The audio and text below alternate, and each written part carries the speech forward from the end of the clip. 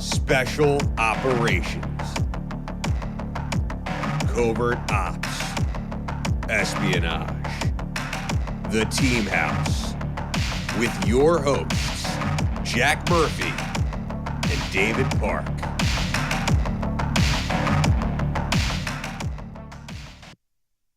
To episode 315 of The Team House. I'm Dave Park, here with co-host Chris Cappy. Tonight's guest is Jack Murphy, who you may recognize. May or may not remember. Yeah. Tonight, we are talking to Jack about his new book, We Defy, The Lost Chapters of Special Forces History. And We Defy covers a lot of really cool stuff that is not often talked about. Det A, Det K, Blue Light, Green Light, SIF, Commanders and Extremist Forces. And also, we'd like to welcome Cap back from his Trip to harrowing trip to the Ukraine. To Ukraine. It's great to be back. Yeah. Yeah. I wasn't certain if I was gonna. It was a kind of a roll of the dice, but Yeah. It's good to be back. So, Jack, let's get started. Anybody who knows you knows that you're kind of a history nerd, and you love military and your special operations history. When did this idea first come to you? It first came to me. Well, it had to do with like some nagging questions in the back of my mind that go all the way back to when I was in the military myself, and you would hear like just little bits and pieces from guys like, oh yeah, we used to have people undercover in Berlin, or there are these guys that jumped in with backpack nukes, and that's it. They didn't know anything more about it, and there's no way. There was no books written about that stuff. There was nothing you could look up on the internet. There's no way to find it, and even to this day, until this was written, there's no place to go and find out more really about these programs. And so that was kind of nagging at me. And it first started, I wrote an article. It was actually published by the Special Forces Association about blue light. And it took me quite a while to track some of those guys down. And when I finally did, a gentleman named Taffy Carlin was like, okay, I'll talk to you about it, but you got to fly down here to Fayetteville and meet me. So that was it, going down and meeting Taffy and having a beer with him at O'Connell's SF bar down in Southern Pines. And that was sort of the beginning of that. And I got to meet a few of the officers and NCOs who served in blue light. And that started on the path. But I always had friends and colleagues who always told me, like, this needs to be like actually written in a book somewhere. And I was like, okay, I'll keep that in mind. And there were these other facets of SF history that I felt were like lost chapters that hadn't been written about before. And the next article I wrote was about Detachment A, and then Detachment K. And then the last one that was always in the back of my mind for many years was Green Light. And I just wrote that in the last year. And I'd also written stuff about the SIF and about some of the Special Forces direct action training on Fort Bragg. And that came together into a chapter as well. So I'd been working on this for like a long period of time. And it was just like in this last year where I was like, with Green Light published or with that part done, it's like I can see the light at the end of the tunnel. And so I put all the material I had into a Word document to see like, could this actually be a book now? And realized, yeah, actually this could be a book. And so then it's just going through all the formatting and getting it ready to actually go to press. So it's been more of a passion project over like a decade. Yeah, like on and off for like 10 years. That just kind of became a book at one point. Right, and so this book differs from some of the others out there that it doesn't strictly go in chronological order. Mm-hmm. Each chapter is sort of its own vignette, and there's significant crossover. Both between the programs and also between the personalities, who some of them served on more, they'll pop up in more than one chapter. But, unlike a lot of history books, I think like a lot of publishers look for like a big set piece battle that they can write around, whether it's like Way City or like Black Hawk Down or something like that. Like they want the big battle that changed everything. And sorry, this book doesn't have some big battle that changed the course of the war. It's about these clandestine programs that, for the most part, didn't have to be used. Right.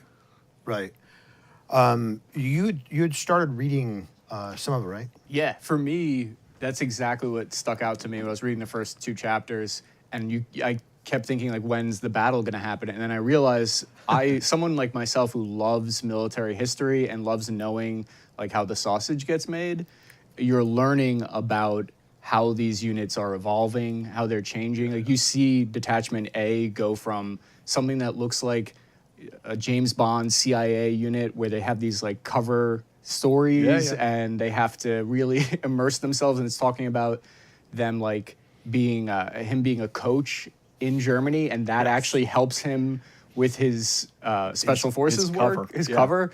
So to me, that type of stuff is fascinating, and there doesn't need to be the shootout. The fascinating part is learning about like the trade craft.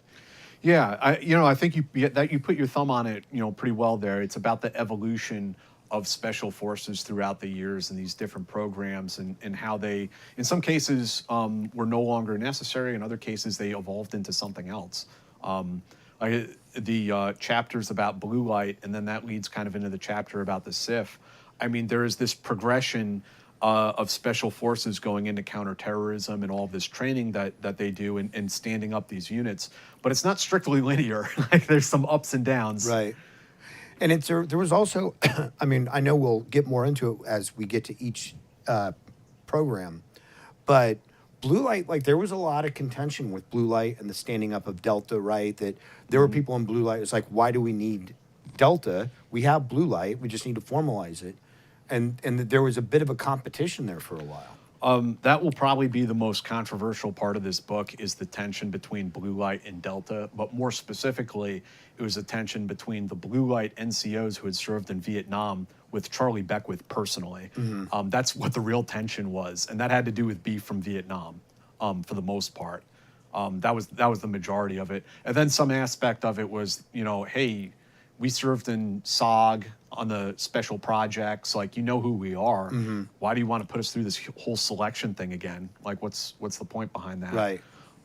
So that turned some people off too. And Charlie also was not incredibly diplomatic in how he handled that situation, Right. which turned some people off.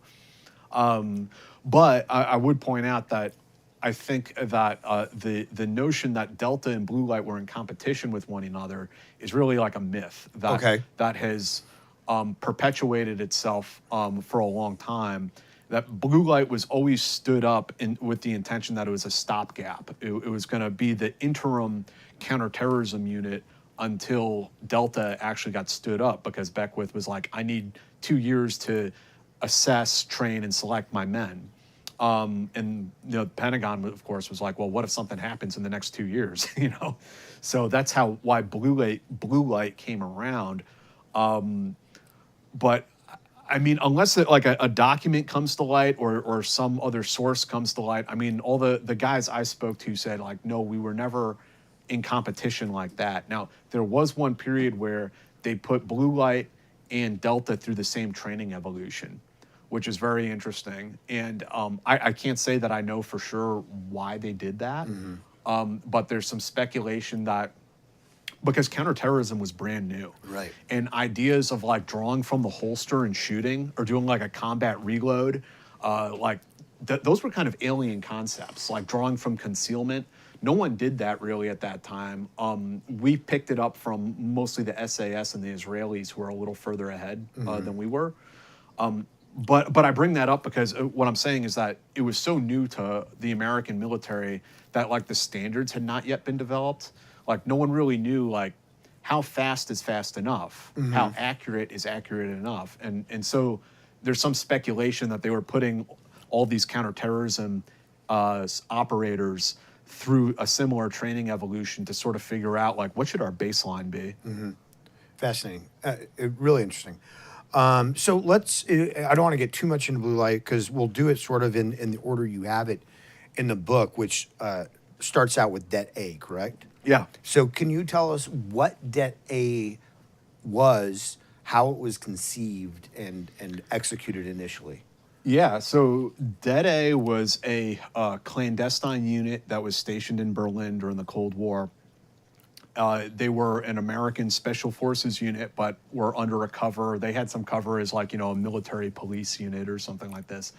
But their real mission, it was the stay behind mission. And that is, some people would say, the fourth form of infiltration that some people forget about. You know, there's sea, air, and land, you know, parachuting, going in on boats or dive gear, or just walking or going on jeeps, right?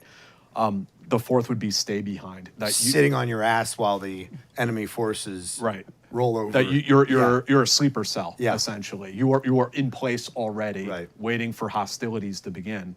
And so if that happened, if the Soviet Union had invaded, these guys would have gone to ground. They would have started living their cover full time.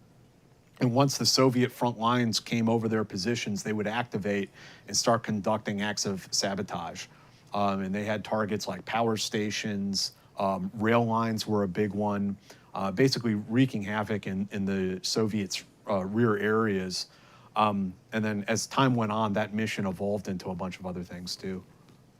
So they really were drawing on a lot of the lessons of like the Jedburghs or the OSS, these very small elements behind enemy lines. I mean, obviously, the OSS, Jedburgh, people like that were going in, but they would link up with partisans and conduct these operations, these sabotage operations, where these guys were already in place, already knew their target sets.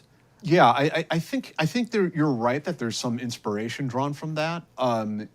And the interesting thing about the Jedburghs is they were composed of French, American, and British. Some teams had all three on them, but that was rare. But the point is, you're infiltrating French people back into France. Right.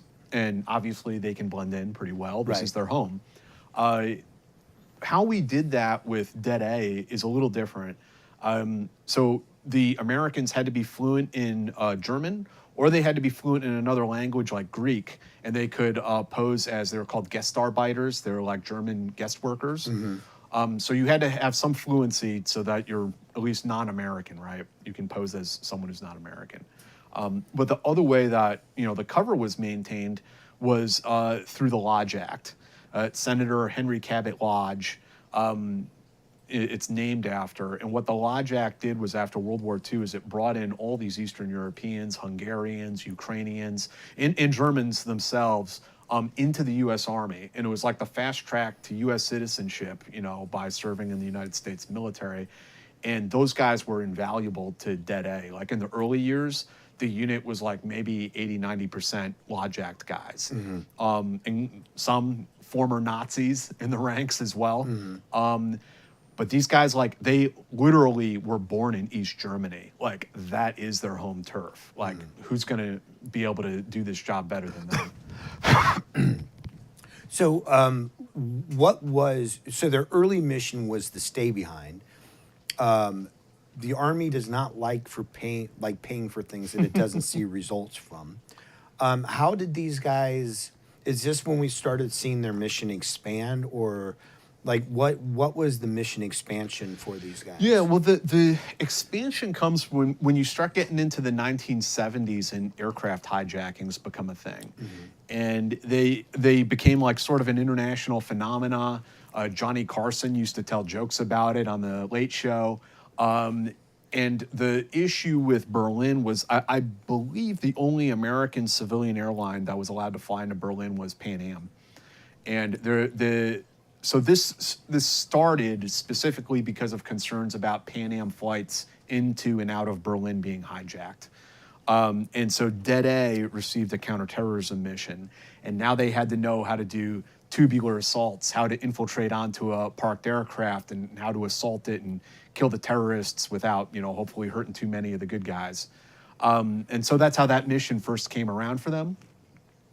But as time goes on, they get sucked into other things too. So like they were on standby when General Dozier was kidnapped. And then they got brought into Operation Eagle Claw to rescue the hostages in Iran. And that was a whole thing in of itself, where Delta at the time only had 2 squadrons. This is 1980, so A and B. And that American embassy compound was so big, it would have taken the entire unit couldn't cover it by themselves. There was this one other outbuilding, the Chancellery, or the, I think, Ministry of Foreign Affairs building. And eventually Beckwith had to accept that Delta can't do it alone. So they had to bring in a small element of Det A, of these guys who had counterterrorism training, to take down that one building. And they were present out at Desert One. And that's also what led to, you know, the exposure of Detachment A after so many years of secrecy. It's this notion that you have a unit that is clandestine and secret, but also conducting kinetic counterterrorism operations. And these two things don't really gel Right. together, right? Right. So how would they do this though? Because being successful in counterterrorism, you can't just do a training course, right? It doesn't matter how long it is, and then not do any more training. But you have this group of guys who are arguably civilians or MPs or whatever they are living in Berlin. How do they sneak out, or how do they conduct this training and this maintenance while still? Well, they could train on like U.S. Army training facilities, Allied training facilities that were there. But also they did training with the Germans. And Okay. we put guys through the GSG9 training course. And they'd go and they'd do high-speed driving, all kinds of stuff like that with them. So that was the other area. And then I imagine they must have, in the 70s, started sending guys to SOT also. Right. And so was Det A, were they known to the Germans? The German government, yes. Okay. Yeah, they were declared, so to speak. Okay. Were there concerns? Were there, because obviously with a very hot Cold War and espionage being a thing, were there concerns about leaks within the German government? There definitely were concerns, and there was always concerns that the Det A guys were being surveilled, and at some points they probably were, it sounds like. Whenever the U.S. Army would do large-scale training exercises, any large-scale training exercise, there's going to be some sort of level of espionage taking place around it, as you know, they're trying to build out your order of battle and things like that. So there were concerns, but then it's also this interesting thing you get into, like, yeah, it's a secret, but you also kind of do want to telegraph some information to the Soviets. And, you know, they did know about Detachment A and had some idea of what their mission was. And I was told that when the wall came down, they learned that the Soviets thought there were 10 times more Det A members than there actually were. It was like 5 teams. Yeah. And they thought there was like hundreds of these guys crawling around Germany. Were they technically operating legally, or was this something that the U.S. government wasn't supposed to be doing? I mean, under the Four Powers Act, I believe paratroopers are technically illegal in Berlin at this time. Although, I mean, I guess the workaround was that they weren't serving as paratroopers at that very moment. They weren't paratrooping at the time. It's like a gray area. It's a very gray area, I think. And that's a really good question. Were they working under Title 50, Title 10? Do things like that matter at the time? They do matter, but I have never seen or heard any indication that they were using CIA authorities or that they were operating under like the auspices of the CIA, or you know, the Army definitely had command and control over them. And so as far as I know, it was just an Army show. However, there was an office called Dixie, and that office was sort of the coordination office between the Army, Detachment A specifically, with CIA, FBI, and then later on DEA also. So there was deconfliction taking place. And then were there any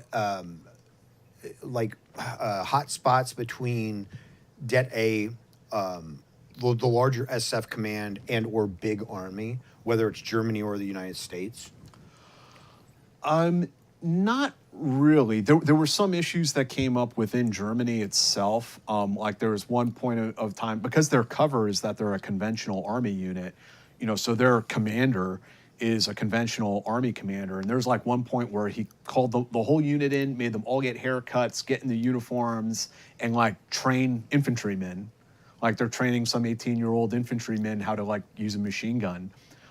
So obviously this completely nullified their mission in so many ways and undermined their mission. And the sergeant major of the unit had to go and like build rapport with that unit's sergeant major and convince him that, what you're doing using our guys like this is undermining the credibility of your NCOs, who are supposed to be training the men. And so, that was Sergeant Major Jeff Raker who told that story. And so they had problems like that, but for the most part, the Dead A guys always tell you it's like the best job they ever had. Yeah. I thought it was awesome. Like skiing, doing tradecraft around Berlin, and then all the counterterrorism training that they got. I mean, they and living off the local economy. Yeah. It sounded like pretty cool. They were doing working with rebreathers. I think they were the first unit to ever get rebreathers, and they were using them to like swim up into canals looking for like ingress and egress points into East Germany. So there's so much different stuff that they did. Yeah. And then, so when did the unit stand up? It was a few years before the wall went up, so it was in the 1950s. Okay. I want to say it was like 58. I'm sorry, it's in the book. I can't remember the exact year. And it went on into the early 90s. That's quite a history. It transitioned at one point from Detachment A to another unit called PSSE, and that was because of primarily because of the exposure during Desert One that Dead A was ostensibly blown. It's fascinating. And so, how did the unit wind down? And actually, have we, Chris, do you have any other questions I missed about Dead A? There's just certain things that stood out to me, like that rings true, where that you were saying that they had the exchange rate was just great for them. So no surprise that they loved like that mission, because he said they were having like gourmet meals for like $2 and just like enjoying. That to me is interesting, how you can like kind of be on the front line there, and you got the Soviets right, a stone's throw away. They were literally eating at restaurants with like the Stasi. Yeah. And there's one story, a gentleman who recently passed away, Colonel and also doctor, he's an MD, Colonel Rocky Farr, served in Detachment A, and I interviewed him, and unfortunately he passed away just a few weeks ago. But incredible guy, and he told me some great stories. His team leader was this guy named Herman Adler, and they called him Schwarzer Adler, the Black Eagle. And he had apparently served in the Eastern Front with the Waffen-SS and fought his way back across Russia to German lines. This is the story around him. He was a former Nazi. I think that much is confirmed at least. Adler also served in Vietnam. I have a picture of him in Vietnam, which is pretty interesting. And Rocky told me these kind of like great stories about like they're in a restaurant eating with the Stasi police, and they hear them complaining in German, like, oh, the Americans come here with their American dollars and they drink all the good wine. And one of the lodge act guys, one of the Germans, stands up and like clicks his heels together. He's like, gentlemen, allow me to introduce myself, and tells him, he's like, I was born 2 blocks from here. So the stories like that, or the one that I opened the chapter with, which is great, is they're having their unit formation in the hallway. They don't do it outside for secrecy purposes. So it's in the hallway. They're doing their morning accountability formation. And the sergeant major's like, okay, so the D-Day reunion is coming up. Did any of you guys serve at D-Day and want to go? So this would have been like the early 70s. So there might be a couple. And there were a few dudes who raised their hand, like, yeah. And then the sergeant major gets the one guy, and he's writing his name down, Kunert. And he's like, wait a second, Kunert. You weren't in the American Army in 1944. And Kunert clicks his heels together and is like, yes, Sergeant. I was in 7th Panzer. I was at Normandy. I want to go to the reunion. They're like, no, Kunert. No. That's something that's really unique about like the Special Forces missions in Europe compared to, I feel like, kind of almost any other. You talk about Africa, Middle East. Yes. Just kind of, it's very, very different. And I hope readers pick up on that a little bit, that like we as Americans can blend and do successfully conduct clandestine operations in a European theater. We did this with the Jedburghs. We did this with the OSS. Det A did this quite well. I think we can still do it today. But when you start trying to take that template and then move it over to East Asia, you run into all kinds of problems. Right. We did it. The French did it. There's a great paper, a declassified paper that was written by the CIA. I think it's called "The Way We Do Things: Black Entry Operations in Southeast Asia or Indochina." You can find it out there. And it talks about how we took those World War II Jedburgh type tactics, and both the French and to some extent the United States tried to implement them to total disaster. Same thing, we did it in Korea too during the Korean War. And I think in the chapter with Det K, that kind of comes out that like the way their mission is very different than Det A. Right. And I think part of the reason why they don't have like a clandestine tradecraft or intel or sabotage mission is because we're just hopeless at blending in the Korean Peninsula. Right. And, and it brings up a lot of, brings up like when we did our interview with Adam Gamal, and Why you need these why you need yeah. people, why, especially units like Special Forces, like TFO, and these, maybe for, CAG, it's not so important, but If you're a ranger, it's if not you're so a ranger, important. it's Yeah. not so important. But for these other elements that, rely on a clandestine or covert nature, that you have to have. They're invaluable. Yeah. Yeah. Or And to I- counter the sabotage as well. You need to have the friendly assets that know how to spot Yeah. the sabotage units. Yeah. Yeah, absolutely. Yeah, it's fascinating. And what, like, and even though I'm sure that they did real world stuff, and a lot of reconnaissance type things and whatnot. Counter surveillance, Yeah. surveillance. Towards the end, they even got involved in like counter narcotics operations with the German police. Yeah. And their primary mission, obviously, thankfully, never went Yeah. off. But it is like the Hollywood Yeah. story. Yeah, it is. So did Det K start around the same time? So Det K would have started in the early '60s.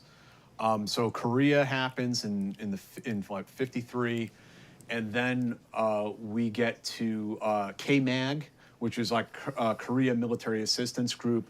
You guys, we're all familiar with this, like MACV, Military Assistance Command Vietnam, or MNCI, Multinational Coalition Iraq. So, okay, back after the Korean War, we had KMAG. That was the thing.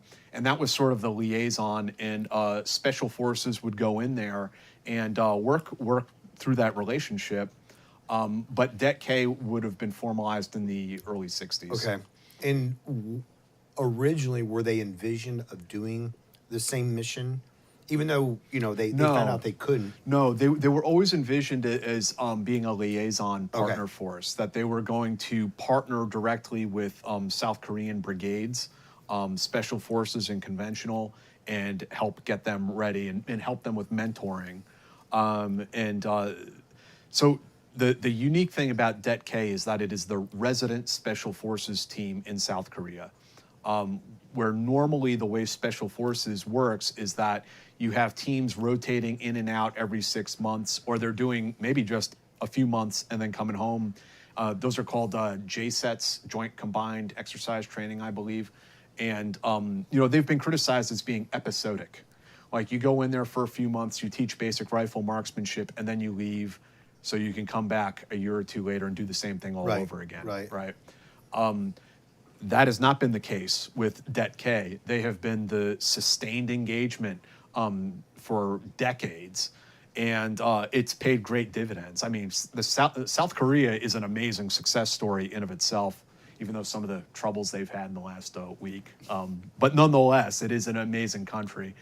And the South Korean military is also a huge success story, which mostly needs to be credited to the South Koreans, of course, but that sustained engagement with U.S. Special Forces, I think there's a lot of value added there, that you get the most bang for your buck that way.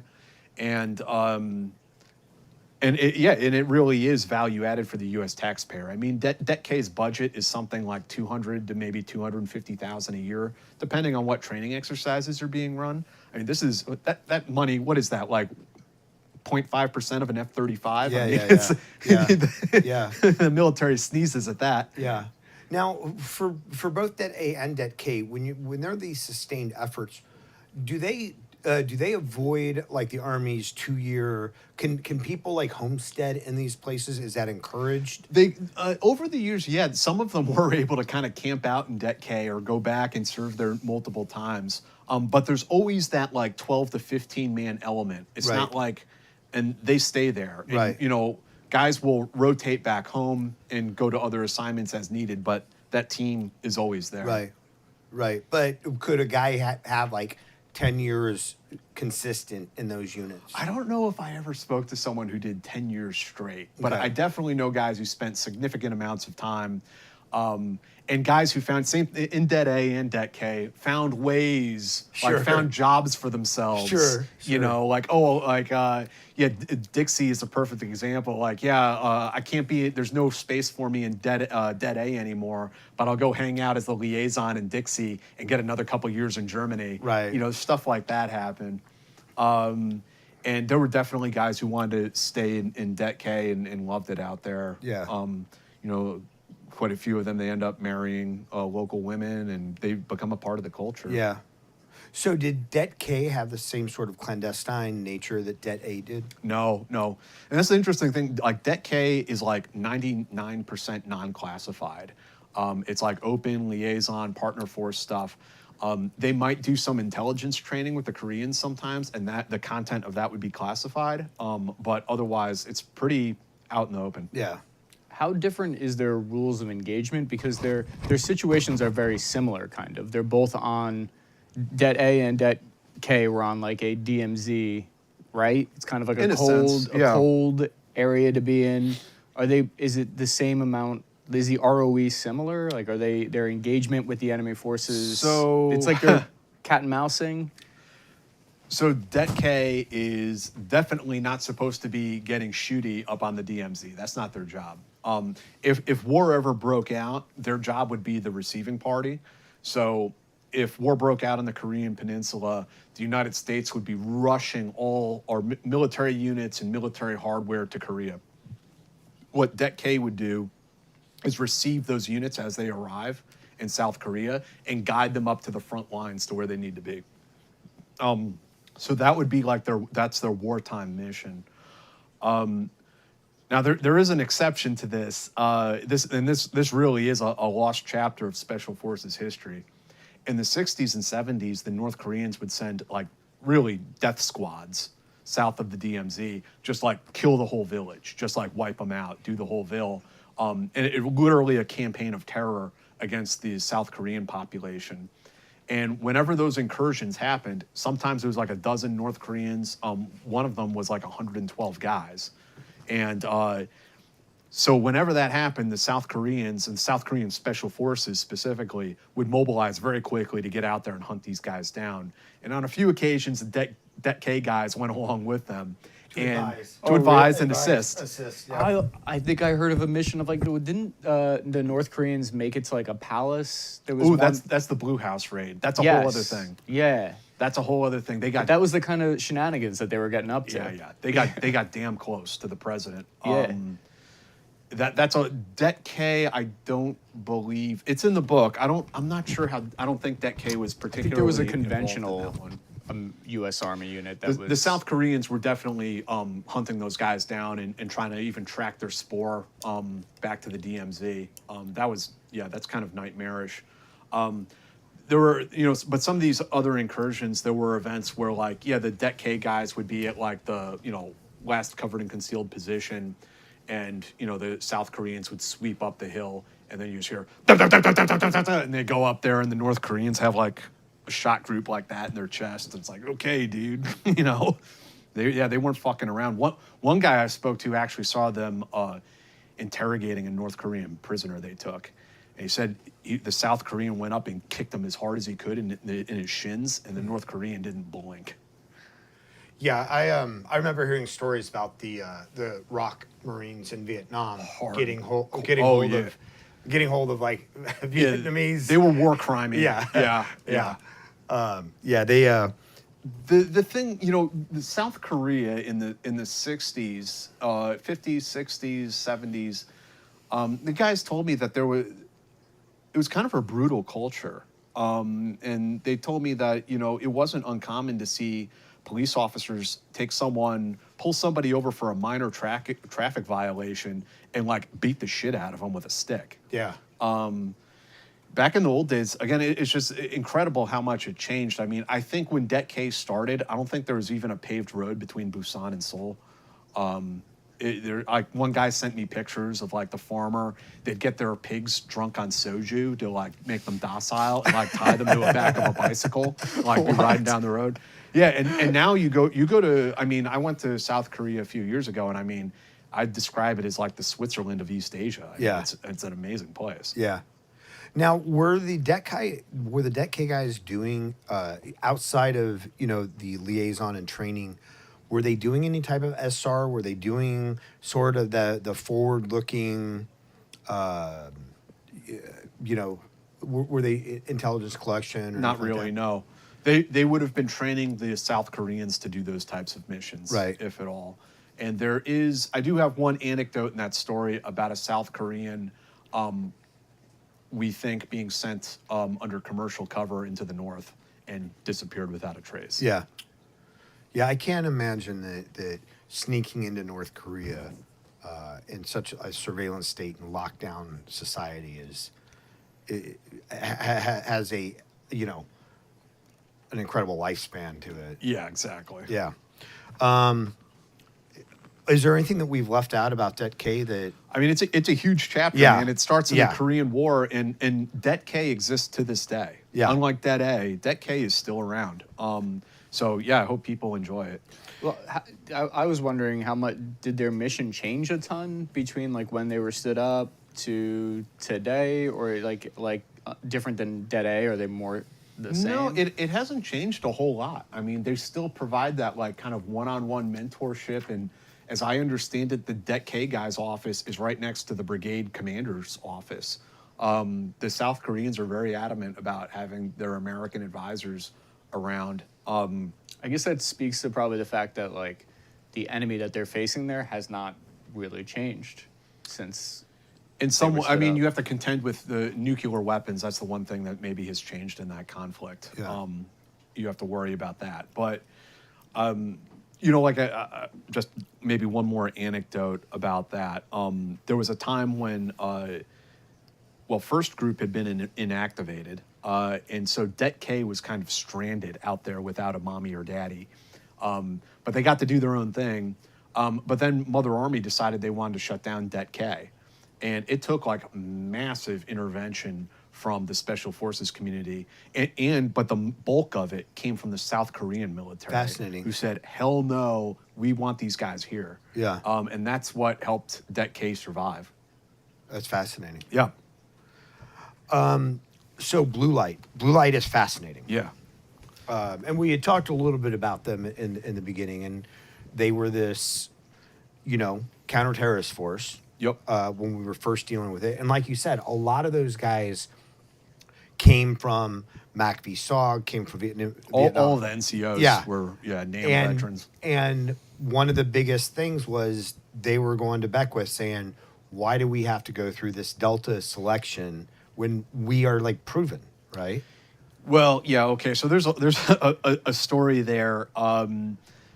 What happened when Blue Light was being stood down and it was going fully over to Delta, Charlie calls in all of the Blue Light guys for a recruitment brief. And Colonel Beckwith was not super diplomatic, and neither were these Vietnam veteran NCOs. They're pretty tough dudes, And one of them stands up during the briefing and says, excuse me, Colonel, you call this outfit 1st Special Forces Operational Detachment Delta. Does that mean this is a Special Forces unit like the one you destroyed in Vietnam? And things just went downhill from there. So what's the history on that? How did Sergeant Charlie Beckwith destroy it? Beckwith was the commander of Project Delta. Right. This is one of those things that like confuses the hell out of Right. civilians. I apologize. The Army is very confusing. Project Delta was a recon element that existed in South Vietnam during the war. It really has no relation to Delta Force other than, maybe some guys from that unit making Right. their way over there in later years. I think, aren't the insignia sort of similar? Didn't he kind The of... triangle. The triangle. And that was Jim Morris who told us about that, because the logistics guys that were sending out the pallets to Project Delta, the guy, depending on where the pallets were going, he'd draw a shape Right. on it. And the Project Delta ones were a triangle. Dimitri informs me that triangle is Delta in the Greek alphabet. And that's where, Project Delta came from. And is that where Charlie got it? I don't, maybe? Yeah. But there's also, at that time, there's the precedence of Operational Detachment Alpha, Operational Detachment Bravo, the B team, and then C up at the battalion level. So maybe D was just like the most natural thing. And, Yeah. and maybe they thought it would act as a cover. Yeah. But that's a good question, because I'm not sure exactly why Beckwith and You're why the Army settled on Delta Force. Yeah. So, I interrupted you. You were telling us about Delta in Vietnam. Yeah, so, I mean, there were... Colonel Beckwith was, at that time, Major Beckwith, I believe, or either captain or major. He was a hard charger, and he led the guys into this one mission in a valley where a lot of dudes got killed. And people blamed Charlie personally for it. And that kind of like persisted and carried over to years forward when we get to 1980. Yeah. So, it's like you said, terrorism, at the time, terrorism was mostly like aircraft hijackings. It was something new.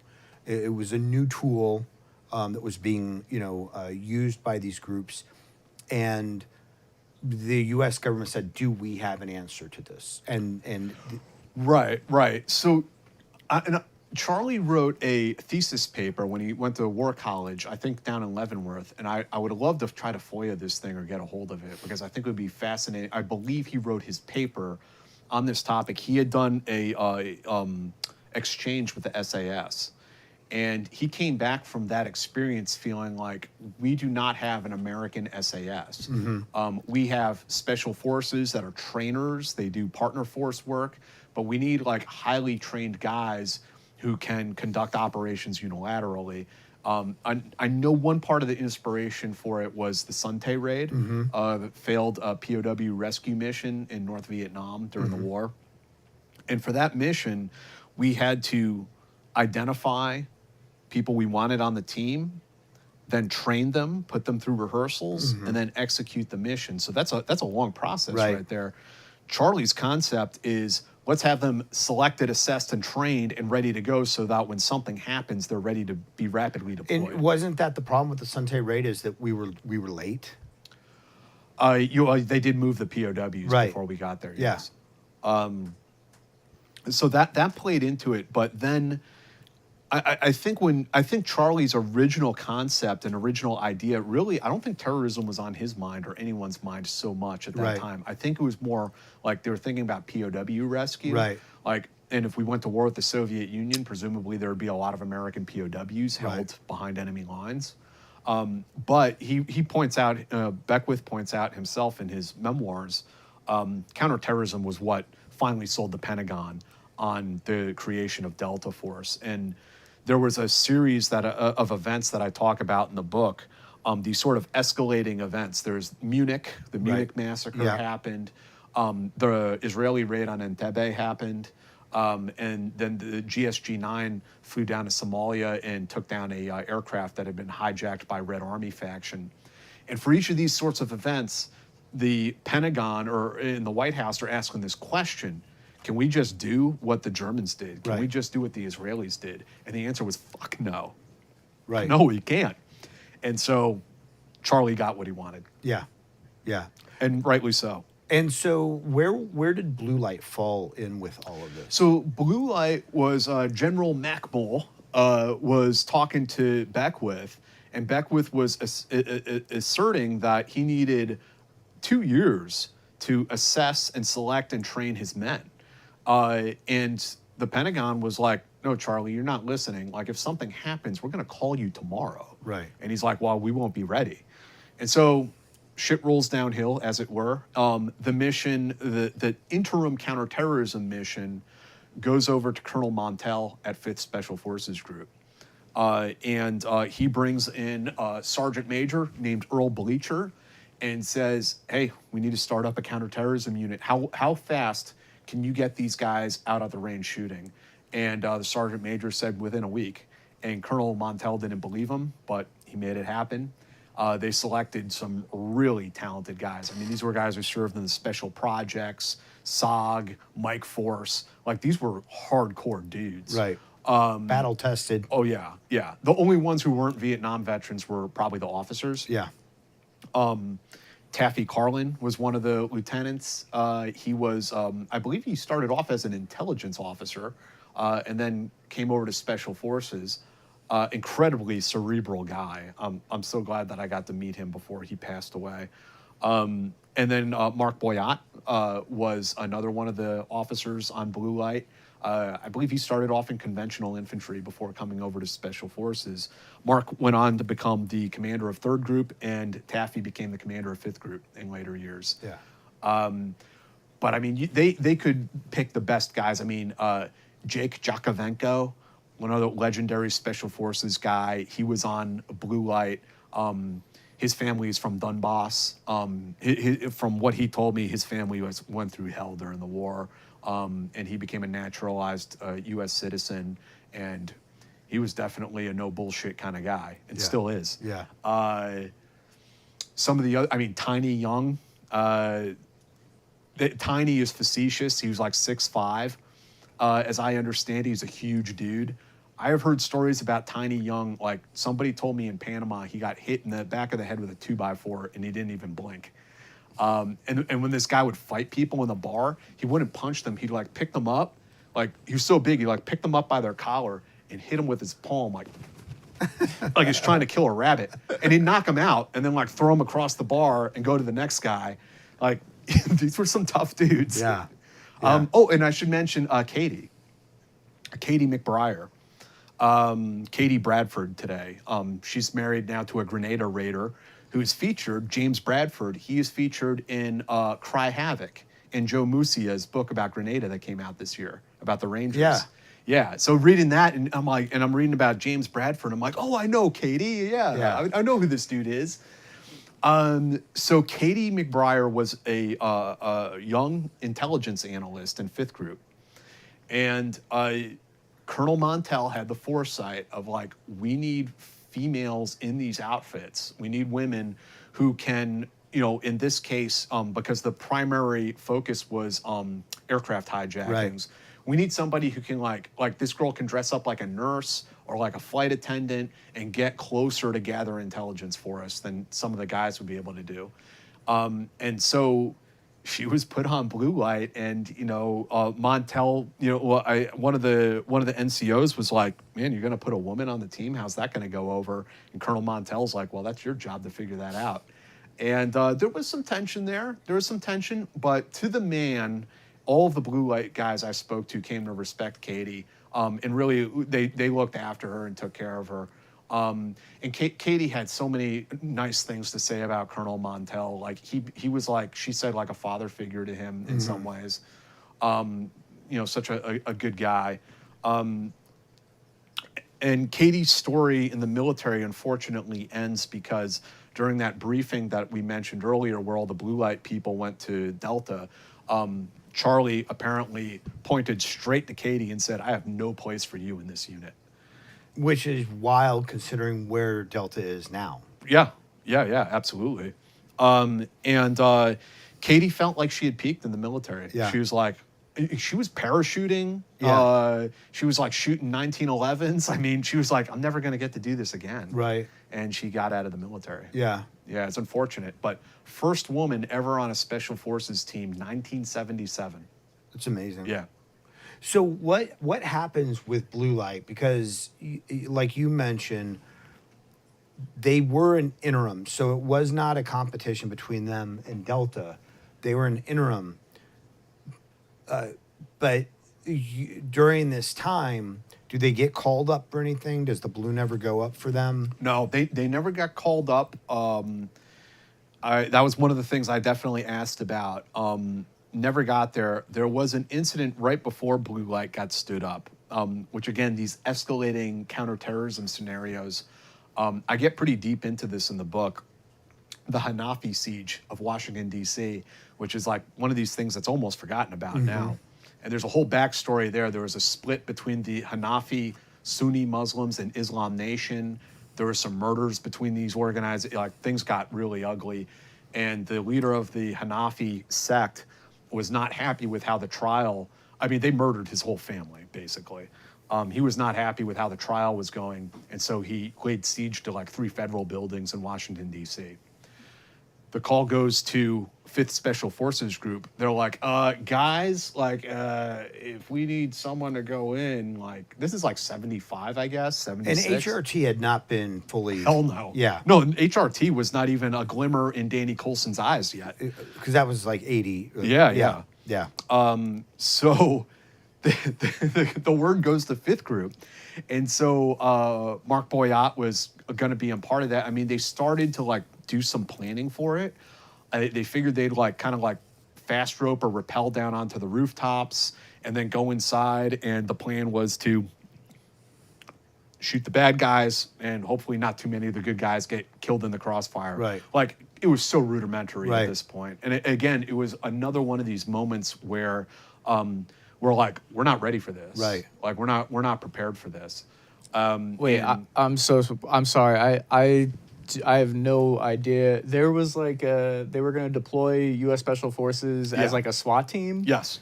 Essentially. Domestically, yeah. Domestically, Yeah. Can have they done things like that before? I don't know a ton about. So I mean, think SWAT probably wasn't even much of a thing Yeah. at this time. Yeah. Like, Right. the idea of barricade hostage rescues situation, and yeah. counterterrorism, like, you know, a lot of these ideas are they weren't they weren't around. as It's like I- an emerging yeah. problem. It's an emerging technology. As I understand it, posse comitatus does not necessarily preclude the deployment of American active duty federal soldiers on American soil.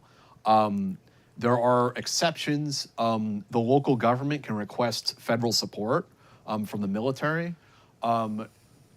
This gets into some weird stuff. I mean, it could potentially get waived by the president. Yeah, there are other titles stuff would too. happen. Like there's Title 38. Like the National Guard Yeah. can do all sorts of things Yeah, that, there are other that the titles. active military Yeah. can't. There was another incident. This is not in the book, but in the early 1980s, there was a prison riot in actually several prisons rioted down south. I think Georgia and Louisiana or Alabama. It had to do with the Cuban boat lift. It was the Muriel boat lift. And Castro used this as an opportunity to empty his prisons. And so several of these prisons revolted at the same time. And as I recall, HRT only had enough guys to handle one prison. They had a couple HRT guys and they brought in a bunch of Delta operators to help with the other prison. And the Delta guys were going to do like the explosive breaching, like breaching the walls and stuff like that. But in the prison, in the case of the prison, and also the siege, the Hanafi siege, that was ended through negotiations. Actually, on our Patreon, Mike Vining talks about that. Yes, he does. Mike Yeah. was there. Patreon.com/theteamhouse. Yeah, Mike Vining is a great source, a great resource in the book about the early years of Delta Force. He's in there quoted fairly extensively. Yeah. So, so with this and with blue light, and what percentage would you say of the blue light guys went over to Delta once it stood up? 4 guys total? 4 guys. Not that of that initial recruiting brief, nobody volunteered. down the line, 4 dudes, at least 4 guys I know of, ended up in Delta. Yeah. And did they not go because of the hostility? Yeah. Yeah. There's just a lot of anger there. Yeah. And, you know, I mean, I understand both sides also. I understand Beck was saying there's a standard and everybody has Yeah. to meet this standard. And then the blue light guys going, like our Right. standard is Right. our scars. And Beckwith was right on this. He was in the beginning phases of developing a sort of scientific methodology of doing assessment and selection. Right. He was on the right track. And Beckwith sometimes blew off his own methodology, which I think was a mistake. But he was getting towards the right answer. And I think that's to his credit in a lot of ways. He was, by many accounts, a difficult guy to work with. He could be a little hard-headed, he had a temper, but he was also very patriotic. And I think he does deserve credit for seeing something before everyone else did. Right. And I mean, a lot of his methodology went into like the HRT selection, like dev group selection. Like dev group selection is a little bit different because it's more of a board. Yeah. But the idea of, look, you can have a Medal of Honor, you can have, silver stars out the kazoo, you can have all this experience, but this is our standard. Right. And this is the standard you have to meet. Yeah. Yeah, absolutely. No, it's fascinating. So what eventually happened? How did they wind blue light down, and was there like a response to that? No, not really. I mean, and this is, the sad thing about how and I think why there's, there are some broken hearts about this within the Special Forces community, because you do all this work. Yeah. You really put blood, sweat, and tears into something, and then to just be told one day, we don't need you anymore. Right. That's not a good feeling. Right. Nobody likes that. And you'll see that repeated a few times With the Sif through the and book. Green Light? Oh, yeah. Yeah. Yeah. So was there anything that I missed? To me, it's fascinating. It sounds like they were like right before Delta Force, and then, it would suck to get closed down like that. And especially for the caliber of men Oh, yeah. and women, but the Yeah. caliber of people that they had associated with that it's either Delta or bust. Yeah. I mean, there was still a lot going on in SF. Greenlight was still going on at that time, and Det A was still going on at that time. Yeah. Det K, all these other programs were still going on. The interesting thing, we can get into it more when you want to, but Blue Light's legacy kind of was carried forward. It was directly carried forward into SOT. Okay. Because they stayed at Mott Lake and they retained some of those Blue Light guys to run special operations training out at Mott Lake on Fort Bragg. And for people who don't know what SOT was, again, we're going way back in time, like 1980, 1981, around this time, when the idea of kill houses, doing like close quarter battles, doing very dynamic entries, lobbing hand grenades in and having snipers shoot over the assaulters' heads. No one was really doing that at that time, except out at Mott Lake and out at the Delta compound, maybe. And so SOT tried to retain those blue light counterterrorism skills and train the force, the special forces guys, on that.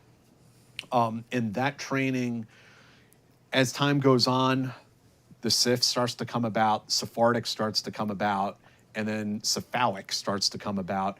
So again, there is this lineage, but it's quite irregular. It doesn't happen in a straight line. So SOT was the original CQB course, which is something I learned from you. I went through SOT, but I didn't know at the time, and I guess I went through one of the last classes. I think you did. Yeah, but I didn't know at the time that's what that was. I was just some ranger thrown into this, thing. Didn't know why all these Tab D4s and E5s were pissed at me, being, you know what I mean? But so SOT is this thing that becomes Sephardic and Cephalic, sort of. It's sort of. It's sort of like that cadre and that skill set that percolates between blue light and delta and then into the SIF. Yeah. They are interrelated to one another. Ruben Garcia was the company commander of SOT out at Mott Lake. I got to talk to him for this. And Phil Hansen, who's a Delta Force operator who was on Operation Eagle Claw, and he was a big part of standing up Sephardic. Yeah. There's this crossover. There's So lots of tell us about the SIF, the Commanders and Extremist Force. What is this? And with Delta, what's the concept behind the SIF? So, as I understand it, in the 1980s, the European theater commander wanted an in extremis force. And essentially, he wanted a quick reaction force in Europe to respond to counterterrorism or emergency events inside Europe. So he wanted a Delta Force squadron in Europe all the time. At the time, Delta had 2 squadrons, A and B. It's not possible. Right. You can't have your guys on alert 100% all the time. Right. When do they go on leave? When do they do their professional development training? All this other kind of stuff, right? So not possible. So the this is an irregular sort of path. You have Dead A's counterterrorism mission turns into PSSE's counterterrorism mission. When PSSE is shut down and the European Command wants their own QRF, it gets rolled into the 10th Group, now SIF, Commanders in Extremist Force. That's the next iteration of it. And so how did that come about? Like, how did they designate these guys? How did they designate these guys, and what was the training standard for them? Well, they transferred the equipment over from PSSE to the SIF, as I understand it, and that was the what was it, C-110 was the first SIF team, so they built it out from there, and then what happened? So the idea, of course, being that you have them in Germany to respond to stuff in Europe. But the other combatant commanders also want that. So you have a SIF stand up in Okinawa and another one down in Panama to respond to that. And there's about 5 pages in there about how B-23 down in Panama was stood up, which is What's B-23? I feel like there's a lot that I'm learning about the Special Forces. I didn't even know. So yeah, it's going, Bravo Company, 3rd Battalion, or I'm sorry, 2nd Battalion, 7th Special Forces. Jesus Christ. B-23 is Bravo Company, 2nd Battalion, 3rd Special Forces Group. That's 3rd Group's SIF team. A-15 is 5th Group's SIF team, Alpha Company, 1st Battalion, 5th Special Forces Group. So they go like that. Like 1st Group's was C-11 out in Okinawa. And so what was the intent? Obviously was this on-site QRF. What were the issues with it? In terms, maybe not with those guys in particular, with the unit, but in terms of like the big army picture and things like that. I mean, there were all kinds of issues that went on over the years. I mean, the SIFs, they went on from, the early 80s. I guess they started up, and then eventually they were stood down during the Trump administration. They became the CTACs. At least that's the last name I know them by, the Critical Threat Advisory Companies. But there are all kinds of issues. The combatant commanders love having, they all want more resources. Right. They love having a QRF. But the real scenario, and there was this connective tissue between Special Forces and JSOC. In fact, it was really the only connective tissue between them, is that the SIF is there as the in extremis force to quickly respond before Delta gets there and takes over the job and does it. So the way that would work in practice is that if an embassy gets taken over somewhere in the world, the SIF immediately responds from a forward deployed location. They hit the ground. They're able to surround the premises, start gathering intelligence. They put out their snipers. They're doing all of that. Then at a certain point, the big boys, Delta rolls in from Fort Bragg, they land, and they come in, and then there's a handoff that's going to take place. The snipers would stay in place since they've already been there for so long observing the target, but the Delta guys would come in and do the assault. The SIF would have an emergency assault plan if they were called up to do that. Right. That's like if the terrorists just start shooting everyone, you're going in Right. at that point. Now, the problem was that the SIF never once executed that mission. I asked high and low, someone feel free to come out there and tell me if I'm mistaken. The SIF responded to all sorts of things over the years. They did embassy evacuations. They even did like recon for humanitarian efforts. I mean, they did some good work, and I'm not a SIF hater. I was a hater when I was in the Army. I'm not a SIF hater anymore because my perspective has widened a little bit, and I feel like I know more about it. I'm not trying to hate on them. They did do a lot, but they didn't do that mission that they were commissioned and trained to do. And I think that's a big part of what led to, at the time when they were disbanded, the Special Forces commander, the USASOC commander, and the SOCOM commander were all Special Forces guys who had no SIF background. Right. So, And SIF sometimes did not do themselves a lot of favors, right? In terms of their relations and their relationships with other SF elements. you're alluding to, why, myself and maybe some other people had run-ins with them that you kind of get a bad impression. Yeah.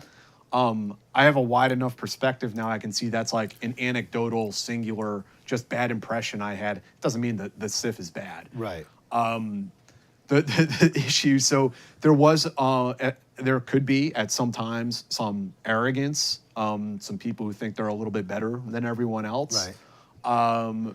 But there was also this issue that within the battalion and within the Special Forces battalion where the SIF exists, is that battalion commander doesn't have 3 companies.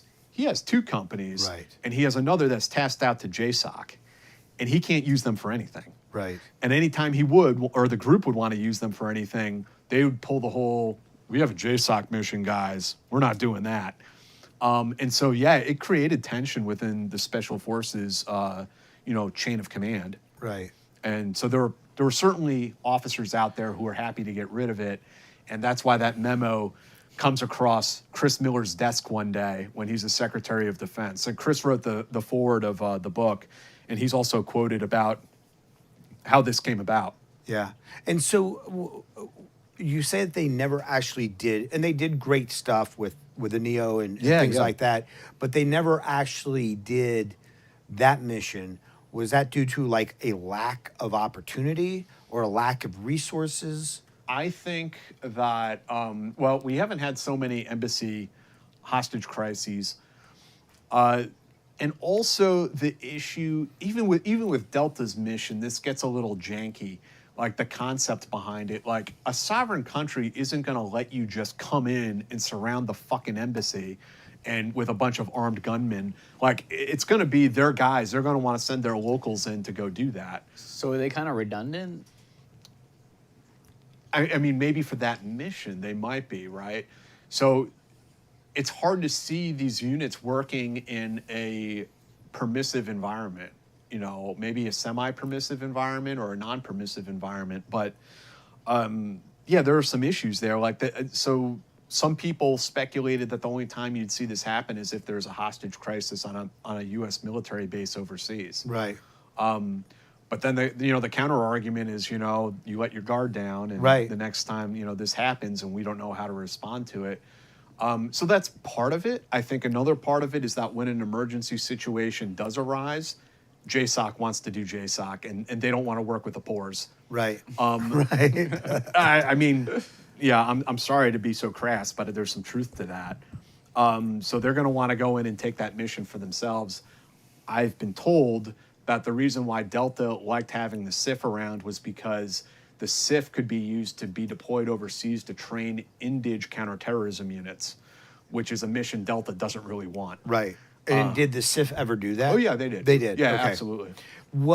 Now I've heard, and you can tell me if this is right or wrong, but I've also heard that one of the issues was with JSOC, with Delta, or even the Rangers or whomever, like, they have air assets. They have Yes. like if Delta gets called, they're not putting a request through, Army Air Command or whoever it is to say, hey, can we get Transcom. can we get some aircraft to get us to this target? Where they have dedicated assets where the SIF, they might kind of sit around for a minute waiting for somebody to break off some air for them. That was a huge stumbling block in the whole in extremis concept, right? There were some exceptions. So, for instance, the guys out in Okinawa, the first group SIF team, they did have dedicated air assets to get them around Asia if they needed it. But the others did not. So the air rating that so this is pretty out in the open. The Rangers have this 18-hour sequence they go through to rapidly deploy. And the air rating they have, I think it's B2, is it 1B1 or 2B2? But there's an alphanumeric code that's the air rating for what priorities does that unit have. And presidential is the highest. Right. And then below that is Delta and the other guys that are rapidly deploying. But the SIF did not have that for the most part. And then you have other things. I mean, so we've talked about Panama, Okinawa, Germany. A-15, Fort Campbell, Kentucky. What are you the in extremis force to? Right. Explain this to me. Right. They did, during the War on Terror, there's a GCC mission where they were forward deployed for some stuff. But for the most part, are they getting anywhere before guys in Bragg are getting anywhere? Exactly. Right. Same B-23 in Fort Bragg Right. also. So, yeah, you have this question, you're the in extremis force for what exactly? That's kind of an issue. Right. No, it makes sense. It makes sense. It makes sense when they are in Europe or in Panama or in Okinawa, but if they're in the States, are they getting anywhere before Delta's getting there? No, they're not. Yeah. Yeah. So what was the progression of the SIF? Because it was around for quite a while, right? Mm-hmm. And, and it was used successfully in evacuations and NEO stuff. I mean, well-trained guys. In the 90s, yep. Yeah. And then it just kind of, at one point, during the Trump administration. Mm-hmm. Yeah, well, I mean, during the War on Terror, they were very active, of course. Right. And they got folded into the Special Operations Task Force in Iraq and Afghanistan. And that's an untold story, really. I mean, I touch upon it in the book, but that's a 3-volume set of books in of itself, probably, what those guys did during the War on Terror. And I don't want to sell them short at all. That is a unwritten chapter of Special Forces history for now. So were they doing things that other A teams were not doing?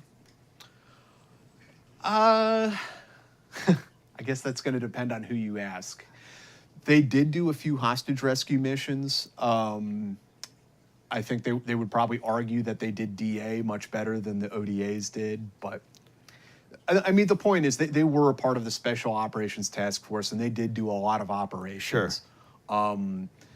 And then, as things are winding down and this memo shows up on Chris Miller's desk and he's like, holy shit, is this for real? We're disbanding the SIFs.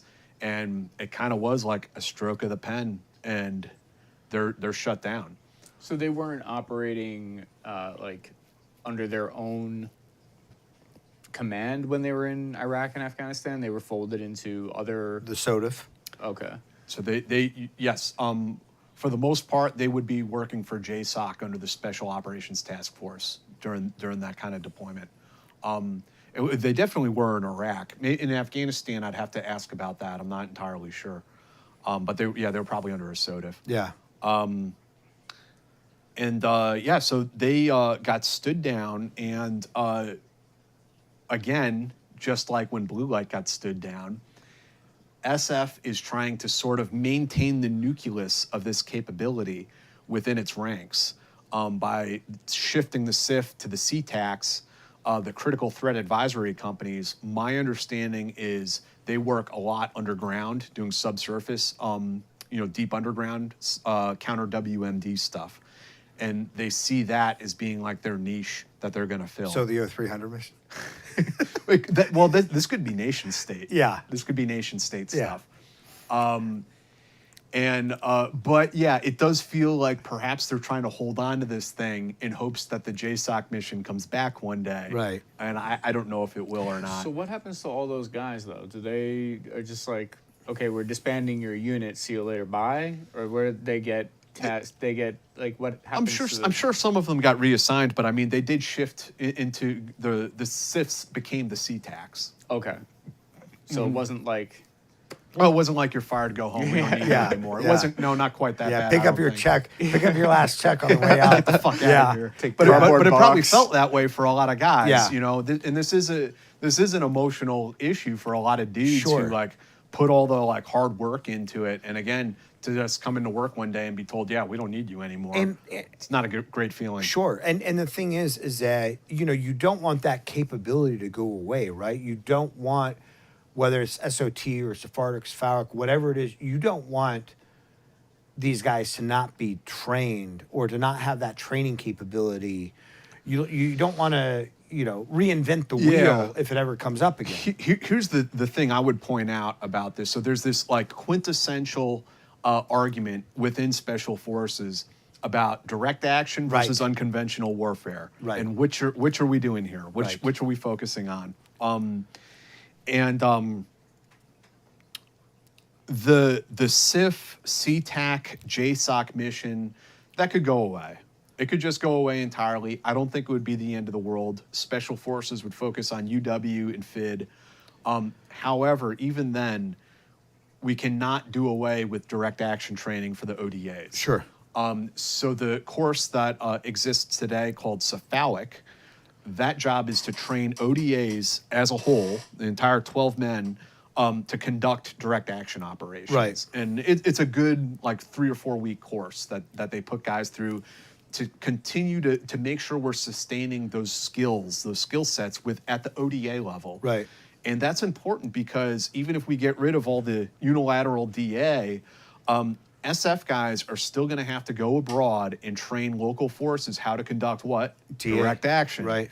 And in some cases, accompany them on combat operations. Right. So we got to maintain, for sure, we need to maintain cephalic and maintain that DA capability in SF for that purpose. Sure. Maybe not a unilateral capability, though.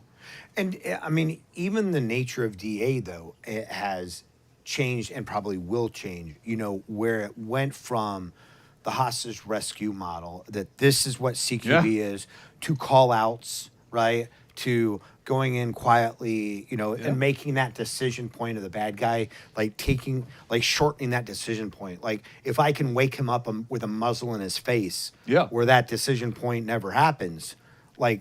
And if you're doing deep underground missions, going after WMD facilities or command and control centers, that's a whole other can of worms. Right. Absolutely. Yeah. So it's interesting because DA means so many different things now, as opposed to the 80s and the 90s where it was all hostage rescue. The counter WMD mission, just to touch on that a bit more, the SIF has had that mission, or they trained for it for a long time.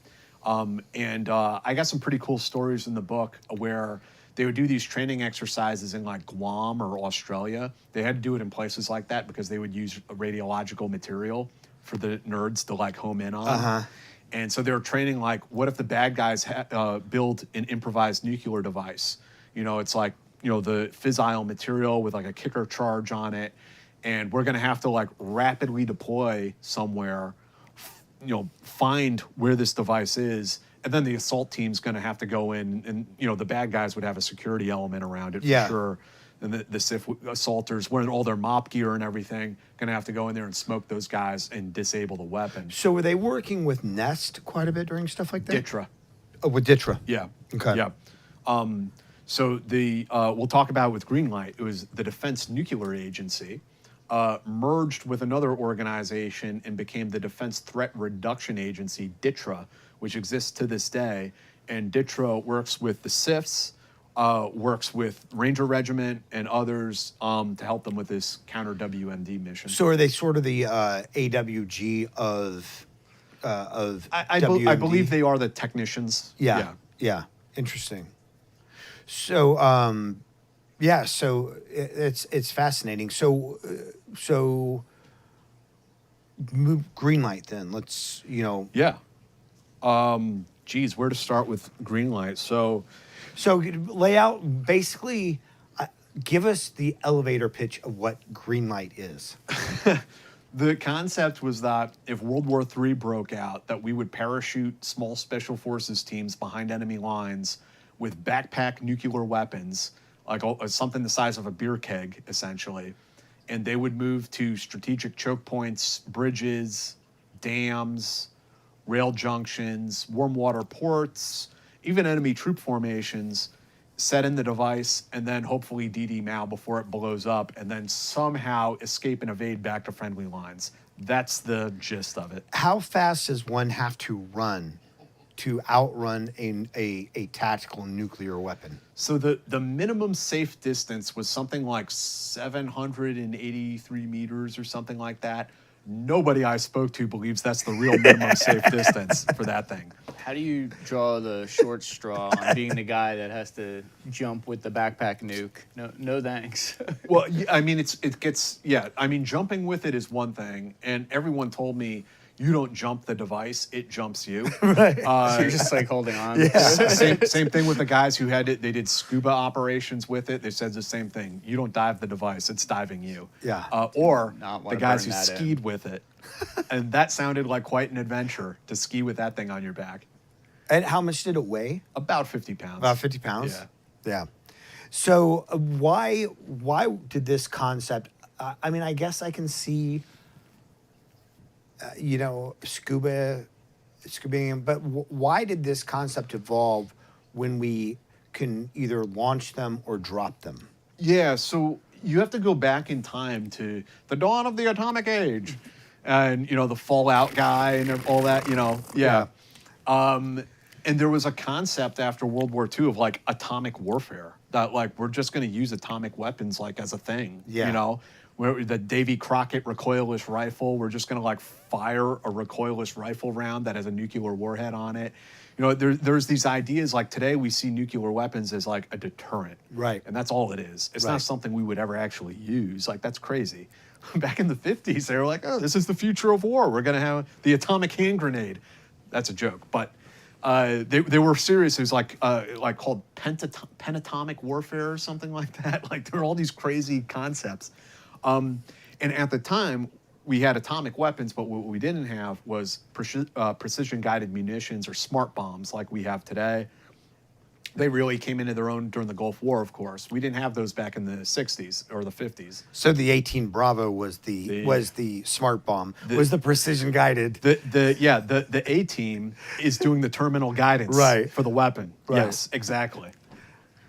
So that's how that concept came about. That today these are targets that we would hit with cruise missiles, but back in those days, you would have sent in a 4, 6, maybe a whole 12-man A team to emplace the device and destroy the target.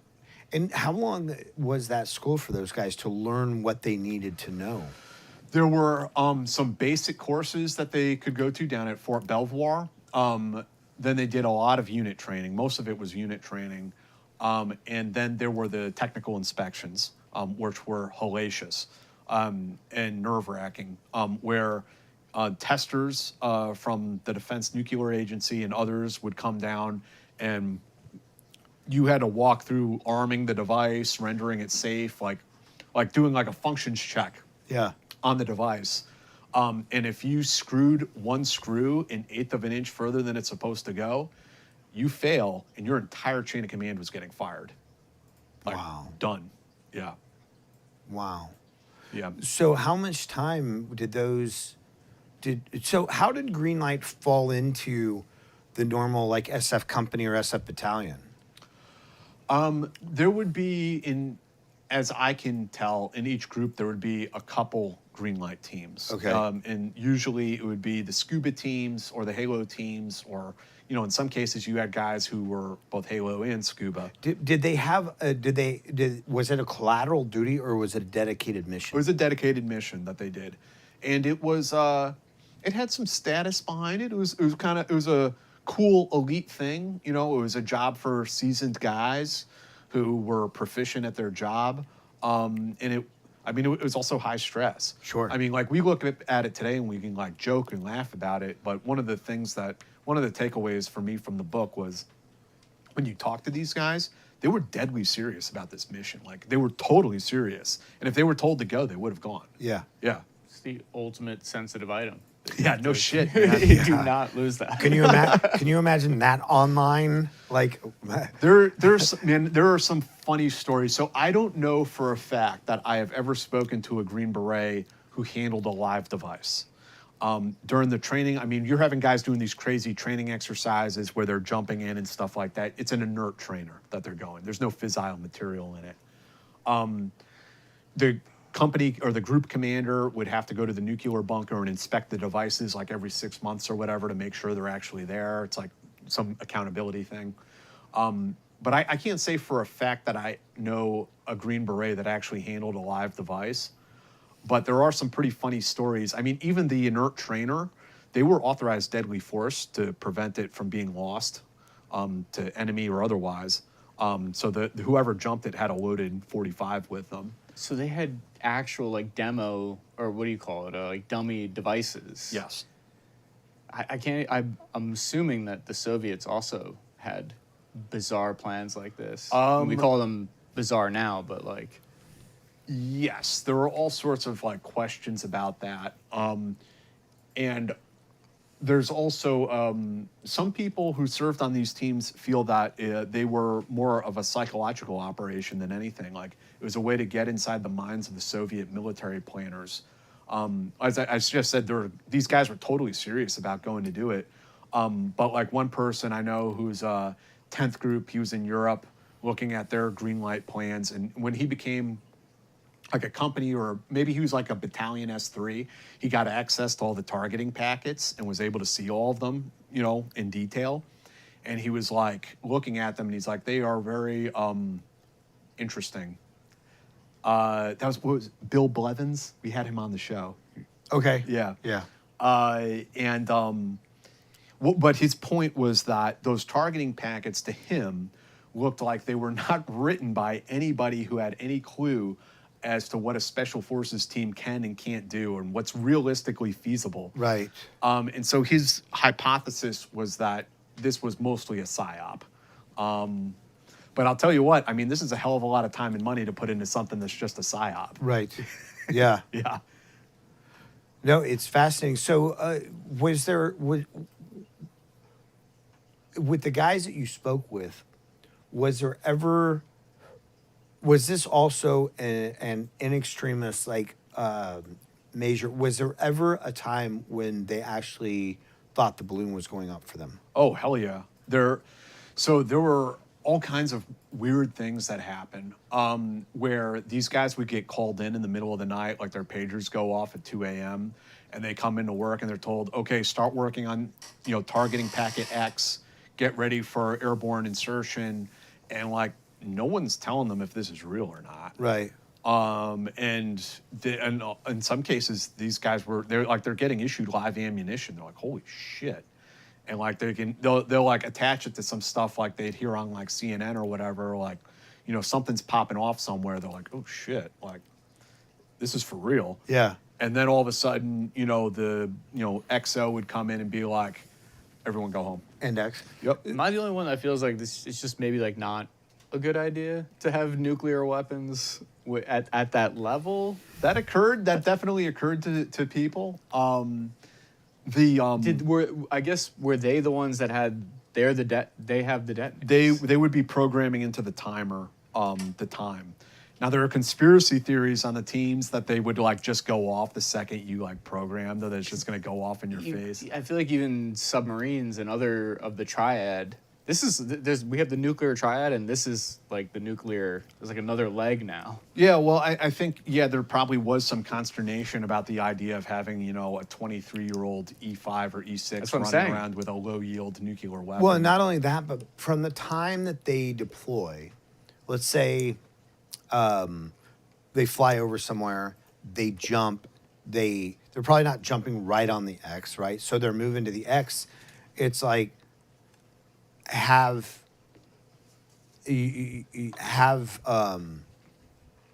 has the situation calmed down? Do they have communication Yeah. with the rear to say, hey, index? It's like, well, we're behind, like, we're in a hostile country now with a nuclear device and you don't want us to set it off? Yeah, and when they went and they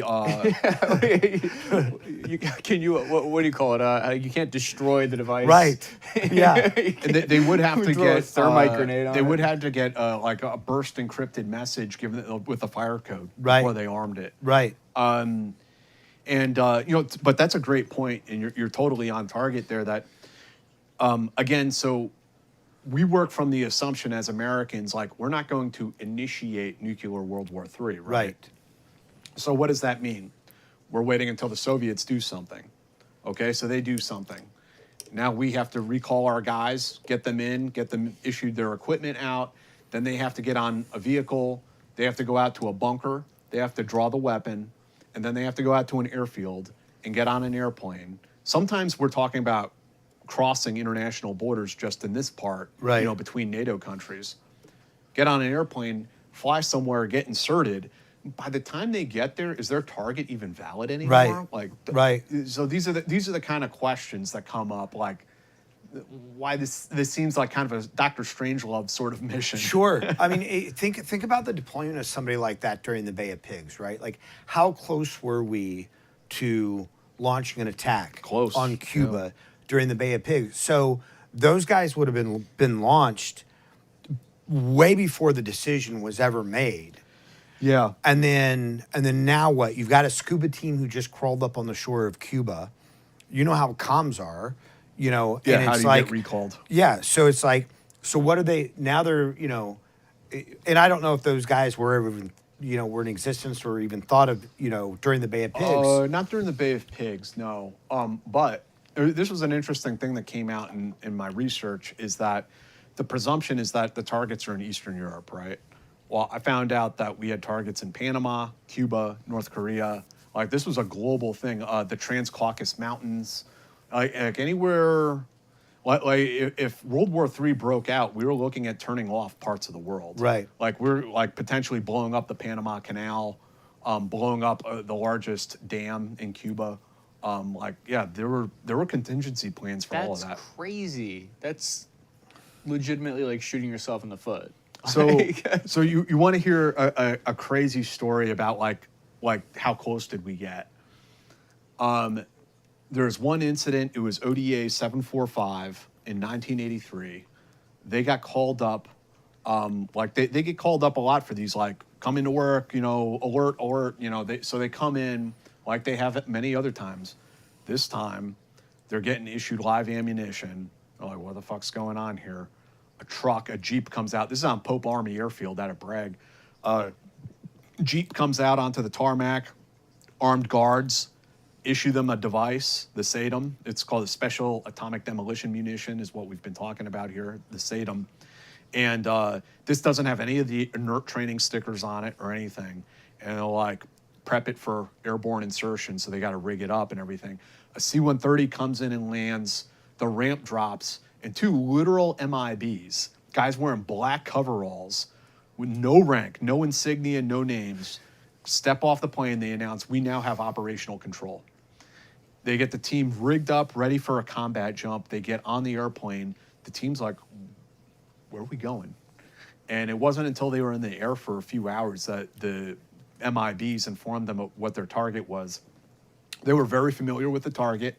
Because they had been working on the intelligence packet and trained for this many, many times. It was a dam in Cuba. And they flew nape of the earth, popped up. The entire team exits off the back of the ramp with the device. They land, they come down, and just as they're coming down and landing, their parachutes are collapsing behind them, like these headlights light up in front of them, and someone yells, "Index, index, index." And they're all like looking at each other, and all of a sudden there's like Americans around them from like Lawrence Livermore Labs and DITRA and stuff like this, and they're asking them like, so like, how's your mental state right now, Bill? Like, how do you feel about this mission? They were like, I really think from many different people I've talked to through this program's history, there are all of these tests being done. Like, will these guys really carry out this mission? Yeah. Like, will they really do it? Yeah. And I think that the Mandarins up at the Pentagon just did not really understand how crazy special forces guys Yeah. are. That Yeah. these guys, yes, they would have done it. Yeah. Yeah. Yeah. It's fascinating. So, when did this program start, and when, to your knowledge, did it end? So the SATM starts getting developed in the early 60s. Before that, there was a device called the MATM, which was like it had to be driven on a truck. The SATM was, the idea that this is man portable. So that was the early 60s. And then the program went on to about 86, 87. Okay. Where it got closed So down. before the fall of the Soviet Union. Yes. Largely because, yes, the Cold War was winding down. Because we were coming to see nuclear weapons as a deterrent rather than something we're going to use, and then the advent of precision-guided munitions Right. was a big one that made this program not so important anymore. Right. Although some people feel that the Greenlight program is what kept special forces alive. After Vietnam, the Army didn't really want anything to do with this like counterinsurgency warfare. Like, what the fuck? No, we're going to like Bradley's and we're going to fight in the Fulda Gap. Right. They didn't want anything to do with special forces. So some people think it was the nuclear mission that kept SF alive through some of those difficult years. But it was also, I think, a bit of a relief for the battalion and group commanders to have this taken off their plate, because these inspections were really hellacious and really stressful for everyone. Yeah. There's a lot of work went into this, and so with the mission being stood down, they were able to use those ODAs to do the more traditional ODA stuff. It's interesting though, because now when you look at what technology is, and if you were to look at like a low, medium yield, well, not low, but maybe a medium to high yield EMP device instead of a nuclear weapon, that we're talking about, the same type of tactical or even strategic capability. Yeah, potentially. In a non-lethal format that would need to be delivered by hand sometimes. Yeah, depending on where you put that. Yeah. Yeah. To shut down an entire comm center or, internet center or supply chain. Server farms. Server and things farm like or that, supply yeah. chain or whatever else. I wonder, I wonder what the programs are now that are out there that that podcasters in 100 years will be talking about. Well, I can tell you, and we talked a little bit about it before the show. So I think the SATM is off the table. Sure. Those devices are decommissioned, and I don't think that's coming back. But, I mean, it's very interesting that the sabotage mission still exists. Destroying linear targets like a railroad or a bridge is relatively the same that it was 100 years ago when Lawrence of Arabia was doing this. Yeah. And these operations, largely, or in many cases, still rely on guerrillas or insurgents going out there and by hand placing explosives on them. And we've seen that take place in Russia, Yep. and even in occupied Ukraine. You've seen that just in recent years that bear out that this sabotage mission is still very much a real thing. I mean, we could look at Nord Stream at the pipeline, and whether it was effective or not, whether it really hurt anybody more than Germany. Someone did that. Somebody did it. Yeah. Right. And we've seen other operations in Russia, of course, we've seen other operations in Russia with, rail attacks or things like that. So these are still very valuable missions. Do you know if SF is still involved with missions like that, or now are there so many SAPs and SMUs and all these things farmed out? Do you feel that SF has been relegated, and I don't mean to minimize them, but relegated to the FID and COIN and things like I don't, to my knowledge, SF doesn't have the sabotage mission. I think you will see that in JSOC. And a lot of it, interestingly, comes to sabotaging enemy WMD facilities. And so there's extensive research into how we would get in there and either take something and take it out with us, or destroy it in place. Chemical weapons factories and things like that. There's extensive training on how to destroy the vats, Right. the percolators where chemical weapons are made. There's all kinds of there are all kinds of saps around Right. how we would go about doing And that. a lot of the sabotage now is done through cyber. You know, if we look at That's a thing, too. I'm trying to Yes. think of the virus that was Stuxnet. Stuxnet in, Yeah. in Iran and whatnot. Thanks. You know that there are so many ways to reach, you know, the enemy now. Israel, they're the ones that Mossad is doing the like behind enemy lines sabotage deep in Iran. They took out just recently they did the assassination, and people were wondering if they firing what do they call it? Not javelins. They were firing some other kind of like shoulder launched, or was it a drone that they fired? But There's Israel conflicting is Yeah. reports on that. is I- doing and the I- crazy. The pager attack, of course. That pager, Yeah. I'm going to say that historically, that is one of the most brilliant uses of supply chain. yeah. It is the most brilliant use of but supply You even chain. think of that as like a special forces here's- mission, and then Here's what I would point out with that pager attack that I think speaks to this point. That was not a cyber attack. Right. All these people were like, "Oh, They heated up the exploding battery. malware." Yeah. It's like, no, you don't. That's not how that works, Yeah. man. That was old school. Yep. We're putting explosives, and there are a couple of different ways to do that. Yeah. But you're secreting explosives in one manner or another Yeah. using some sort of tradecraft. Yeah. Into those devices. Yeah. You're hand placing them Yeah. in there and then putting them out through the enemy's supply chain. Yeah. So, yeah, these old techniques, they're not obsolete. And they were using this. I mean, they were using this in like during World War II when they were trying to get into like the munitions factories and change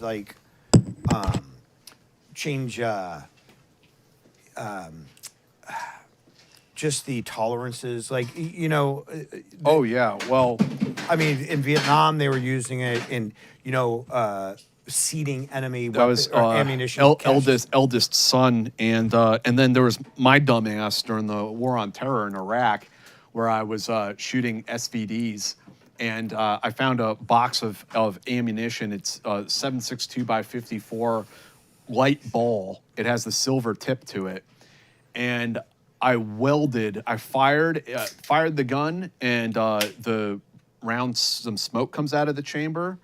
And I have never experienced a stoppage or malfunction like that in my life. That thing was jammed. And I did 18 Bravo, big rubber mallet on it. I did everything trying to clear it. And I did that to not one, but two rifles before I realized something is really fucked here. Yeah. So, yeah, those programs continue to exist. Yeah.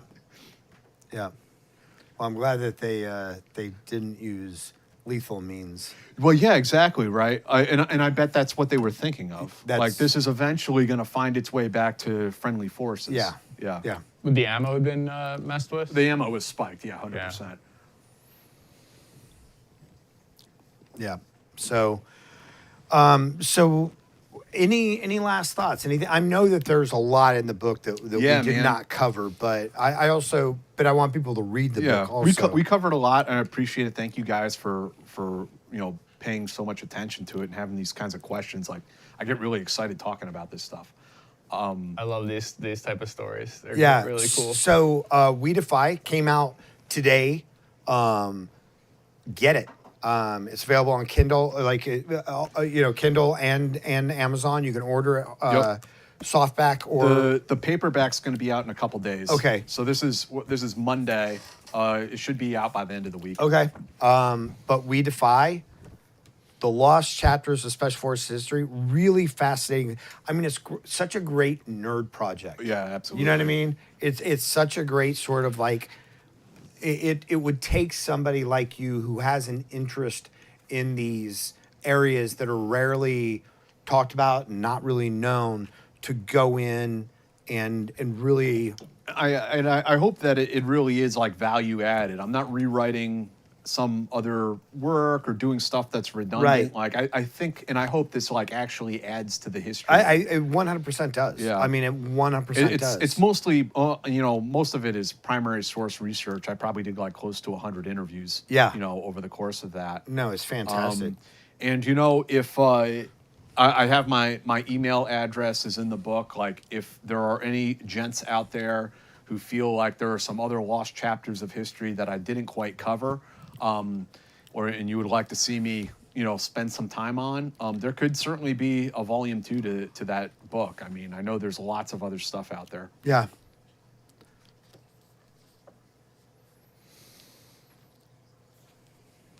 The link is in the description. Great stuff. Links are in the Do we have description. Any questions last Uh, from, thoughts? Yeah. Anyone? From M. Corbin. Jack, what's my worst question this year?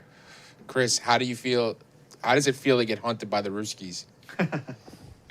I felt like I was going to throw up at several points.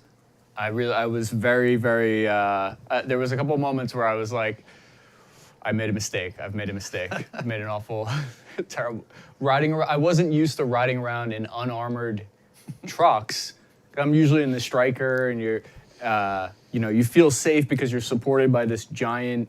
You don't realize how big the U.S. backing is until it's not there, and you're 3 kilometers from Russian infantry positions, and they're shelling us with 155 rounds. And I'm like, that's not fair. We're the ones that are supposed to have the 155. They fired an air-launched, one of the glide bombs went over our position, and you could hear it. It sounded like a jet flying low. And I was like, that's not, we're supposed to have the air power. They're not allowed to call the Air Force. Yeah. Yeah. It's fascinating, isn't it? Like dealing with, both in Vietnam and in the GWAT, like we've had the air superiority, we've had the assets, and now. Well, if we were in there, we would have the air superiority. Right, but right. The Ukrainians, unfortunately, don't have all that. Right. Yeah, and check out Chris, obviously, on Task and Purposes YouTube. You're going to have your videos from your trip to Ukraine are going to be up there pretty soon. Yes, tomorrow is the first one, Cool. the mission into Kursk. Awesome. If you guys want to check that out. Question for Jack from Bjorn. Question for Jack. Difficult to say, but among the SIF/CTACs, which is considered the premier SIF? Oh man, that's a spicy question. I don't know that any one of them could be considered or like ranked head and shoulders above the other. I think that A15 and B23 probably are in pretty tight competition with one another during the war because they were the ones that were mostly rotating in and out of active combat theaters. So if you talk to those guys, they'd probably tell you like we're the war SIF. But which is better? Let me put it this way. They were all trained identically and trained and equipped identically to be interoperable with JSOC. So for one of them to claim that they're like head and shoulders above one of the others, I don't know if I would believe that. Bjorn again. Without violating OPSEC, how does the CTAC SIF stay relevant in the next war? We have CAG, SEAL Team 6, 24th STS, assault troops, and 3 Ranger bats for DA. Yeah, I think that's a great question. And I think it speaks to, again, SF wanting to keep a foot in the door as far as having their hand in this unilateral DA mission. And, I'm sure they would like to get back into a counterterrorism mission or a JSOC mission. In my opinion, I can't speak for the command, of course. But I think, SF's future, I think it really is as a partner force in doing unconventional warfare. And I think any sort of like unilateral DA mission is like a contingency. It's interesting too, because like counterterrorism, a lot of time that counterterrorism is a drone strike, right? When we look at what these special units are for, they're for hostage rescue. CT, like counterterrorism, if there are a bunch of terrorists in that building and there's not a hostage, we can stand off and call an airstrike. So at the end of the day, like we think of CT as direct action, and I think that near in the latter parts of the GWAT, people are like, why? Why is there direct action, or why is there hostage rescue techniques being used when there's no hostage? And so CT becomes. I think that's why the CTACs see their niche as being the deep underground and counter Right. WMD. Yeah. That they're going after something that's super high end. Like I've heard that like A15 is just underground all the time. So nowadays. they're the new Yeah. tunnel rats, basically. Yeah, pretty much. Yeah. Yeah, I've Born heard- again. Sorry, go ahead. Ken. I was just gonna say, I don't know if this is what you're talking about, but I've heard that like close quarters combat training and room clearing is sort of like becoming obsolete in a way, and that in this new the discussion everyone's having is like, okay, we're transitioning towards near peer, so this kind of like pieing the corner and clearing the rooms thing is no, because I made a video about like urban warfare, Right. and I caught a bunch of flack from the Twitter community, and then they were basically some experts were saying like, because I said, oh, you don't just throw a grenade in the room, for it you go and you clear it, because that's what we did when we did raids in Iraq. But what I've been learning is that like that's no longer the perspective. The change now is like you go in, you throw a grenade, or you just, that's even defunct. Yeah, I mean, you level it with a yeah. C4. So in even- combat, you're just going to JDAM. Yeah. Even pieing the corners, like that was an evolution, because clearing through windows, pieing doorways, like that was an evolution, because initially it was don't expose any part until you're all going into the room, because again, don't give the bad guys time to kill the hostage until you have 4 guns, until you have at least 2 guns in that room, right? And so, so even pieing the corner and clearing through windows, clearing with a saw, clearing with the frag, all these things, it's like, it took us a long time to learn there's no hostage in there. Right. Why are we doing hostage rescue techniques? I was just a lowly National Guard 11 Bravo guy, so the things that I learned, what filtered down from the SF high-speed guys was like, it was the fatal funnel. Right. It was And all those violence things, of action. Yeah. Speed, surprise, violence of action. Yeah. Those were all. And I'm curious if that's still what it looks like, or we did like tape rooms. Yeah. Yeah. So I'm curious if So, what if it you looks like enter, today. if you enter a room, there still needs to be the speed, surprise, and violence of action. But don't enter that room until you've cleared as much of that room from the outside. That room should be like leveled. Yeah. Before I you're mean, in it. I think your point there is, when you're waging counterterrorism or counterinsurgency, we're talking about entering and clearing the room. If you're in war, you're in combat. Right. Now you're doing something totally different. That's like, we're talking like Stalingrad. We're talking about Yeah. World War II style, Yeah, where, It's like the place has been evacuated. right. But as Americans, I think we tend to be very like techno-optimist, that we think there's a technological solution for everything. So like I'm fairly techno-skeptical about these ideas that like AI and drones and this sort of stuff is going to like nullify the need for some of these tactics that we've seen in past wars that were really brutal and had high casualties involved. I think some of these technologies, if anything, will speed all of that up, and we'll have higher body counts than we had in the past. Yeah, I think, and it's sort of like talking about like call outs. Like after a while, we went to call outs. Like, why are you going in? Call them out. And if they send their women and children off target, if those women and children come off target and no like guys come off target, they're inviting you in to fight. Don't play fair. Step back, call in an airstrike. They've signaled their intent. Why are we going in? Just step back and call in an airstrike.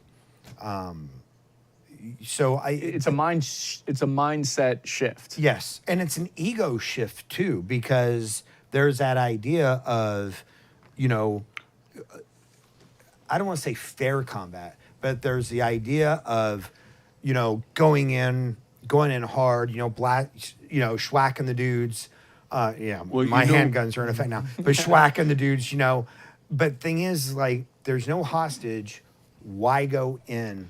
Just You know who talks a lot about that is Paul Howe, and like he has this story about in Mogadishu, and as I recall, what happened was as the birds are going down and the situation's devolving in the city, and he was saying that some of the officers and some of the leadership they're experiencing vapor lock. Yeah. That they did not realize we just moved from like a SWAT team mission to Right. now we're in combat. Right. And like the enemy was sending scouts up to scout their position, and I think it was Paul himself who was like, "Pow!" killed the guy, and one of the officers was like, "You just shot that guy." Yeah. Like, yeah, we're in combat now, dude. Yeah, you yeah. know? And especially if they're sending up unarmed guys or whatever. Yeah. Again, in these situations, there are no squirters. There are only maneuver elements. You know, there aren't people who. Anyway, but yeah, it's been. You know, so CT is an odd, like there's hostage rescue, which is very specific. Yeah. Right. And you need to be somebody like CAG or somebody, you know, like HRT, because there's a precision needed there. Yeah, the doctrinal terms are, you know, a hostage rescue would be a surgical raid, Right. And what like Rangers do would be a precision raid. Yeah, yeah. And then there's CT, which I think a lot of us in our minds still think of CT as HR because it was all built on HR methodology. But CT is like drop a JDAM on them if you know there are bad guys in there. I would love to pick you guys' brain sometime about like how you think the future of special forces is headed, because you've talked several times about like how you feel like nuclear weapons might have saved special forces during this like transition period, and I kind of feel like special forces is again sort of in a transition period. I got to plug another book. I'm probably not supposed to plug other authors' books, but since you brought this up, there's an Army officer, Tom Gaines. He wrote a book called Quantum Dagger, and it's about an ODA and like maybe like a JSOC dude. And they are, it's about how they react to a future war where China is invading Vietnam. And it's very cool. It's I think you'd be interested in it. Definitely. Yeah, that's right up my alley. We have them scheduled to come on the Team House in a couple months. D, anything else? Most interesting SIF anecdote you've learned about. How about talking about that anecdote that you dealt with? Or is that too spicy? Oh, no, it's not spicy. It's just stupid.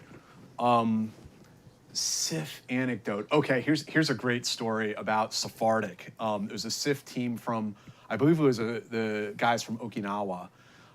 So one of the scenarios they had at Sephardic was they trained to do a bus takedown. That was like very real, very dynamic. They'd have the bus going down the road, two little birds come in behind.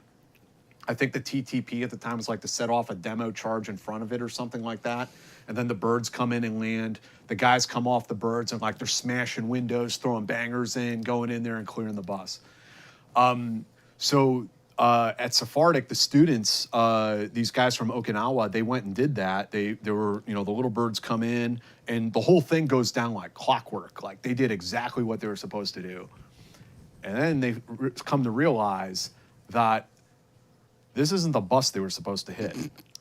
The bus they were supposed to hit was off down another road, and this was like a group of like MPs or something that were just on the way to the range. That's hilarious. Yeah, they balled these dudes up and everything. Oh, my You're like, oh shit. That's hilarious. I love it. We need to get one of those MPs on the show. That's there's a bunch of like little anecdotes, SIF anecdotes. Like I said, there's so much there that it can't really be contained just in this book. But some of the anecdotes about doing like embassy evacuations in West Africa. There's one in Central Asia that they did with Russian paratroopers. They were doing stuff in Kurdistan in the 90s. And then there's like 5 pages in there about the whole creation of C-37 down in Panama. And Mike Vickers was down there with that. Colonel Chuck Fry was the battalion commander at the time. And someone provided to me, Colonel Fry has passed on, unfortunately, but he gave an oral presentation about the creation of the 7th Group SIF to the Special Forces Association. and a transcript was provided to me. And that was like a last-minute addition to the book. It was like 5 pages about how some very, very entrepreneurial NCOs down in Panama got that unit up and running. And they did some stuff that I'm like, oh, my God, that was definitely against the law. But, Yeah. but it's one of these things where they were given a job to do, and SF guys don't like to fail. Right. So they're bending the rules to accomplish the commander's intent. It's that sort of thing. Yeah. Yeah. Yeah. And those are the types of things that if you succeed, You're a hero. yeah, Yeah. yeah, Yeah. If you don't get caught, right, it's awesome. Yeah. Do you think the future of the ODAs themselves should and will implement information and psychological warfare into the larger UWF and FID mission? It has to. It has to be like a holistic effort where, counterintelligence and psychological operations and cyber and direct action, and the advise, assist, accompany mission, like all of that needs to be blended together. Like we can no longer have these like silos or these ideas that like a unit is just going to be able to do one thing. Throughout the war, we experimented with like they were called blended teams, where you would have like a Delta operator and a TFO guy, and you'd have like a SIG-Int guy and a HUMINT guy or whatever. And these guys would be able to collect intelligence, analyze it, do their own mission planning, and execute the mission. I think something like that is kind of where we're heading. And I've heard stories about more and more where you're having a guy who is a operator, but he's also a CIA-trained case officer. Mm-hmm. So I think the merging of these capabilities is something you're going to have happen, which is there's difficulties are going to come out of that too, because the guy who is an operator is not necessarily a cyber warfare guy. Like those are different personalities, Right. Right. The kind of guy that wants to do clandestine human is different than the guy to do hostage rescue. They're Right. different kinds of people. I mean, just a guy who wants to be on the line versus a guy who wants to be an assaulter versus a guy who wants to be a sniper. Yeah, yeah. They're two very different personality types. Absolutely. And so they're going to run into that. But I think right now Special Forces is conducting these experiments, like experimenting with the composition of the ODA. Are we going to have more people on the ODA? Is it going to, the 12-man ODA is the ride or die for a lot of people. Could that potentially expand? Debates on that. They're looking at, is there going to be like a robotics expert on the ODA, like somebody who deals with the drones? Right. Which I think the SEALs have done that actually. Yeah, and I think MARSOC has too, right? Have they? Yeah, I think Yeah. so. But I'm not 100% certain. But I think MARSOC has gone a long way with the with the drones. Are we going to have cyber I mean, in there? And what then- will an Echo look like in 5 years? Yeah. What will an Echo be capable? Well, they already have all the IT and they already have the tactical comms, which is a lot. right. A lot on their right. plate. Right. Dave, what's an echo for people that don't know? The 18 Echo, the SF's commo guy. It's so in my opinion, the future is in blending these capabilities together and getting them to work together in a holistic manner. That's kind of the direction I think they need to head in. Yeah. Alrighty. Bjorn, thanks again. Does 19th, 20th group have any ties to the SIF? No. Easy. Do you feel that counter WMD mission should be CAG, DG, and SIF should focus on CT, especially with Africa and Mideast being the way it is? Yeah, I mean, you could offer like the flip side to that. You could say, well, shouldn't Dev Group and Delta focus on their hostage rescue, counterterrorism stuff, and let someone else focus on the counter WMD mission? And that's when you start getting into like, unfortunately, this becomes like about funding. And rice bowls and Yeah. and like what's the sexiest mission right now? Right. And what mission is like during the war on drugs when counter narcotics Yeah, was everyone getting wants all, some of that. When Yeah. counter narcotics was getting all the funding, everybody wanted a piece of counter narcotics. It's always going to be a matter of like. And that's, I find that frustrating personally because I think you need to choose the right tool for the right job. Yeah. And the JSOC guys do something, they're great at it. I think SF is awesome for that like long duration partner force stuff. And sometimes you see units trying to steal missions from each other, and it's like, yeah, this is kind of dumb. Yeah. Like it's short-sighted. That was a point I make at the end of the book that, some people may disagree with me on. But in the very last part of the book, I offer a few opinions and conclusions. I tried to keep the book balanced overall. But I say at the end that special forces would be best suited by choosing a lane rather than chasing a budget. Yeah. And I stand by that, but I know reality may not And it's agree. not just chasing a budget. It's like if you look at the GWAT, like I met an SF guy over in theater, who basically said, yeah, we don't do fit anymore. We're direct action. I'm like, you're 12 guys. Like, you're not doing direct action in a non-permissive or semi-permissive environment without Indige. Yeah. indige. So choose your level of participation here, but 12 guys aren't going to go out and do a raid with nobody backing them up, Yeah. But DA was the sexy thing. Still is. Yeah. Yeah. Luis Vasquez, thank you. And Bobby, thank you for that question. What's the best way to buy a signed copy? Right now there is 5 likes on that too, just FYI. I guess the best way is to come to our Christmas party next year and get me to sign it. Right now, I haven't even ordered these books myself yet, so I don't have them. But maybe at some point I'll figure that out. Yeah, we can get it done. We'll figure it out. Once it's out on paperback and Jeff have Bezos stops fucking around. Jack sitting over a desk like Steve Martin in The Jerk. I did that once at a warehouse, signing like 400 copies of one of my novels. $2.12. It was so crazy. Yeah. From Patreon, Jack, this is from Roadwork. Jack, congratulations on the new book. I look forward to reading it. Thank you. And from Michael Felmy, when do you get to write about aviation and support SMUs? That's a great question. And I love that stuff. Like soft logistics is a whole thing in of itself. And there are like some OGs in that field too. And I don't know if I do know some people in there, but I don't know if any of them would talk publicly. Almost all the sources in this are on the record. Yeah. Very few are off the record or anonymous. I mean, when you start talking about soft logistics, you want to talk about people that are able to kick in a door and jump up and down on a desk to like make things happen. Yeah. That is a really cool subject. And then the aviation stuff is interesting too. There's all kinds of weird stuff going on there. Hey man, who knows? I mean, there could be more books around this theme in the future. We'll see. Surprisingly, that's like the most, for some reason, it's the most like OPSEC-y thing that they don't like to talk about is the logistics of how they get it done.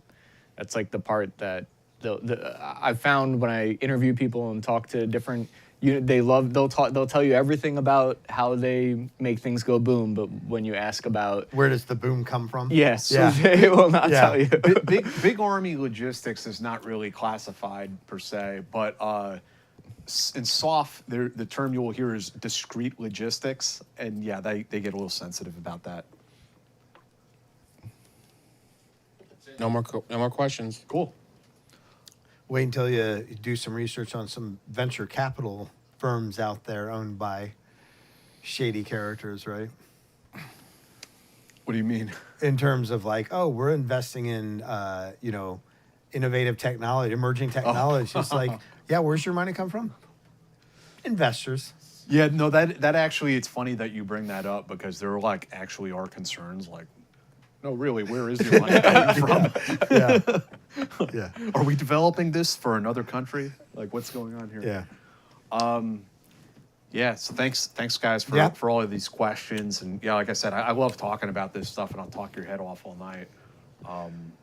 And if people are interested, they can go pick up the book. Available digital copy right now. It's on Amazon. You can go get the digital copy right now. And you don't need a Kindle to read it.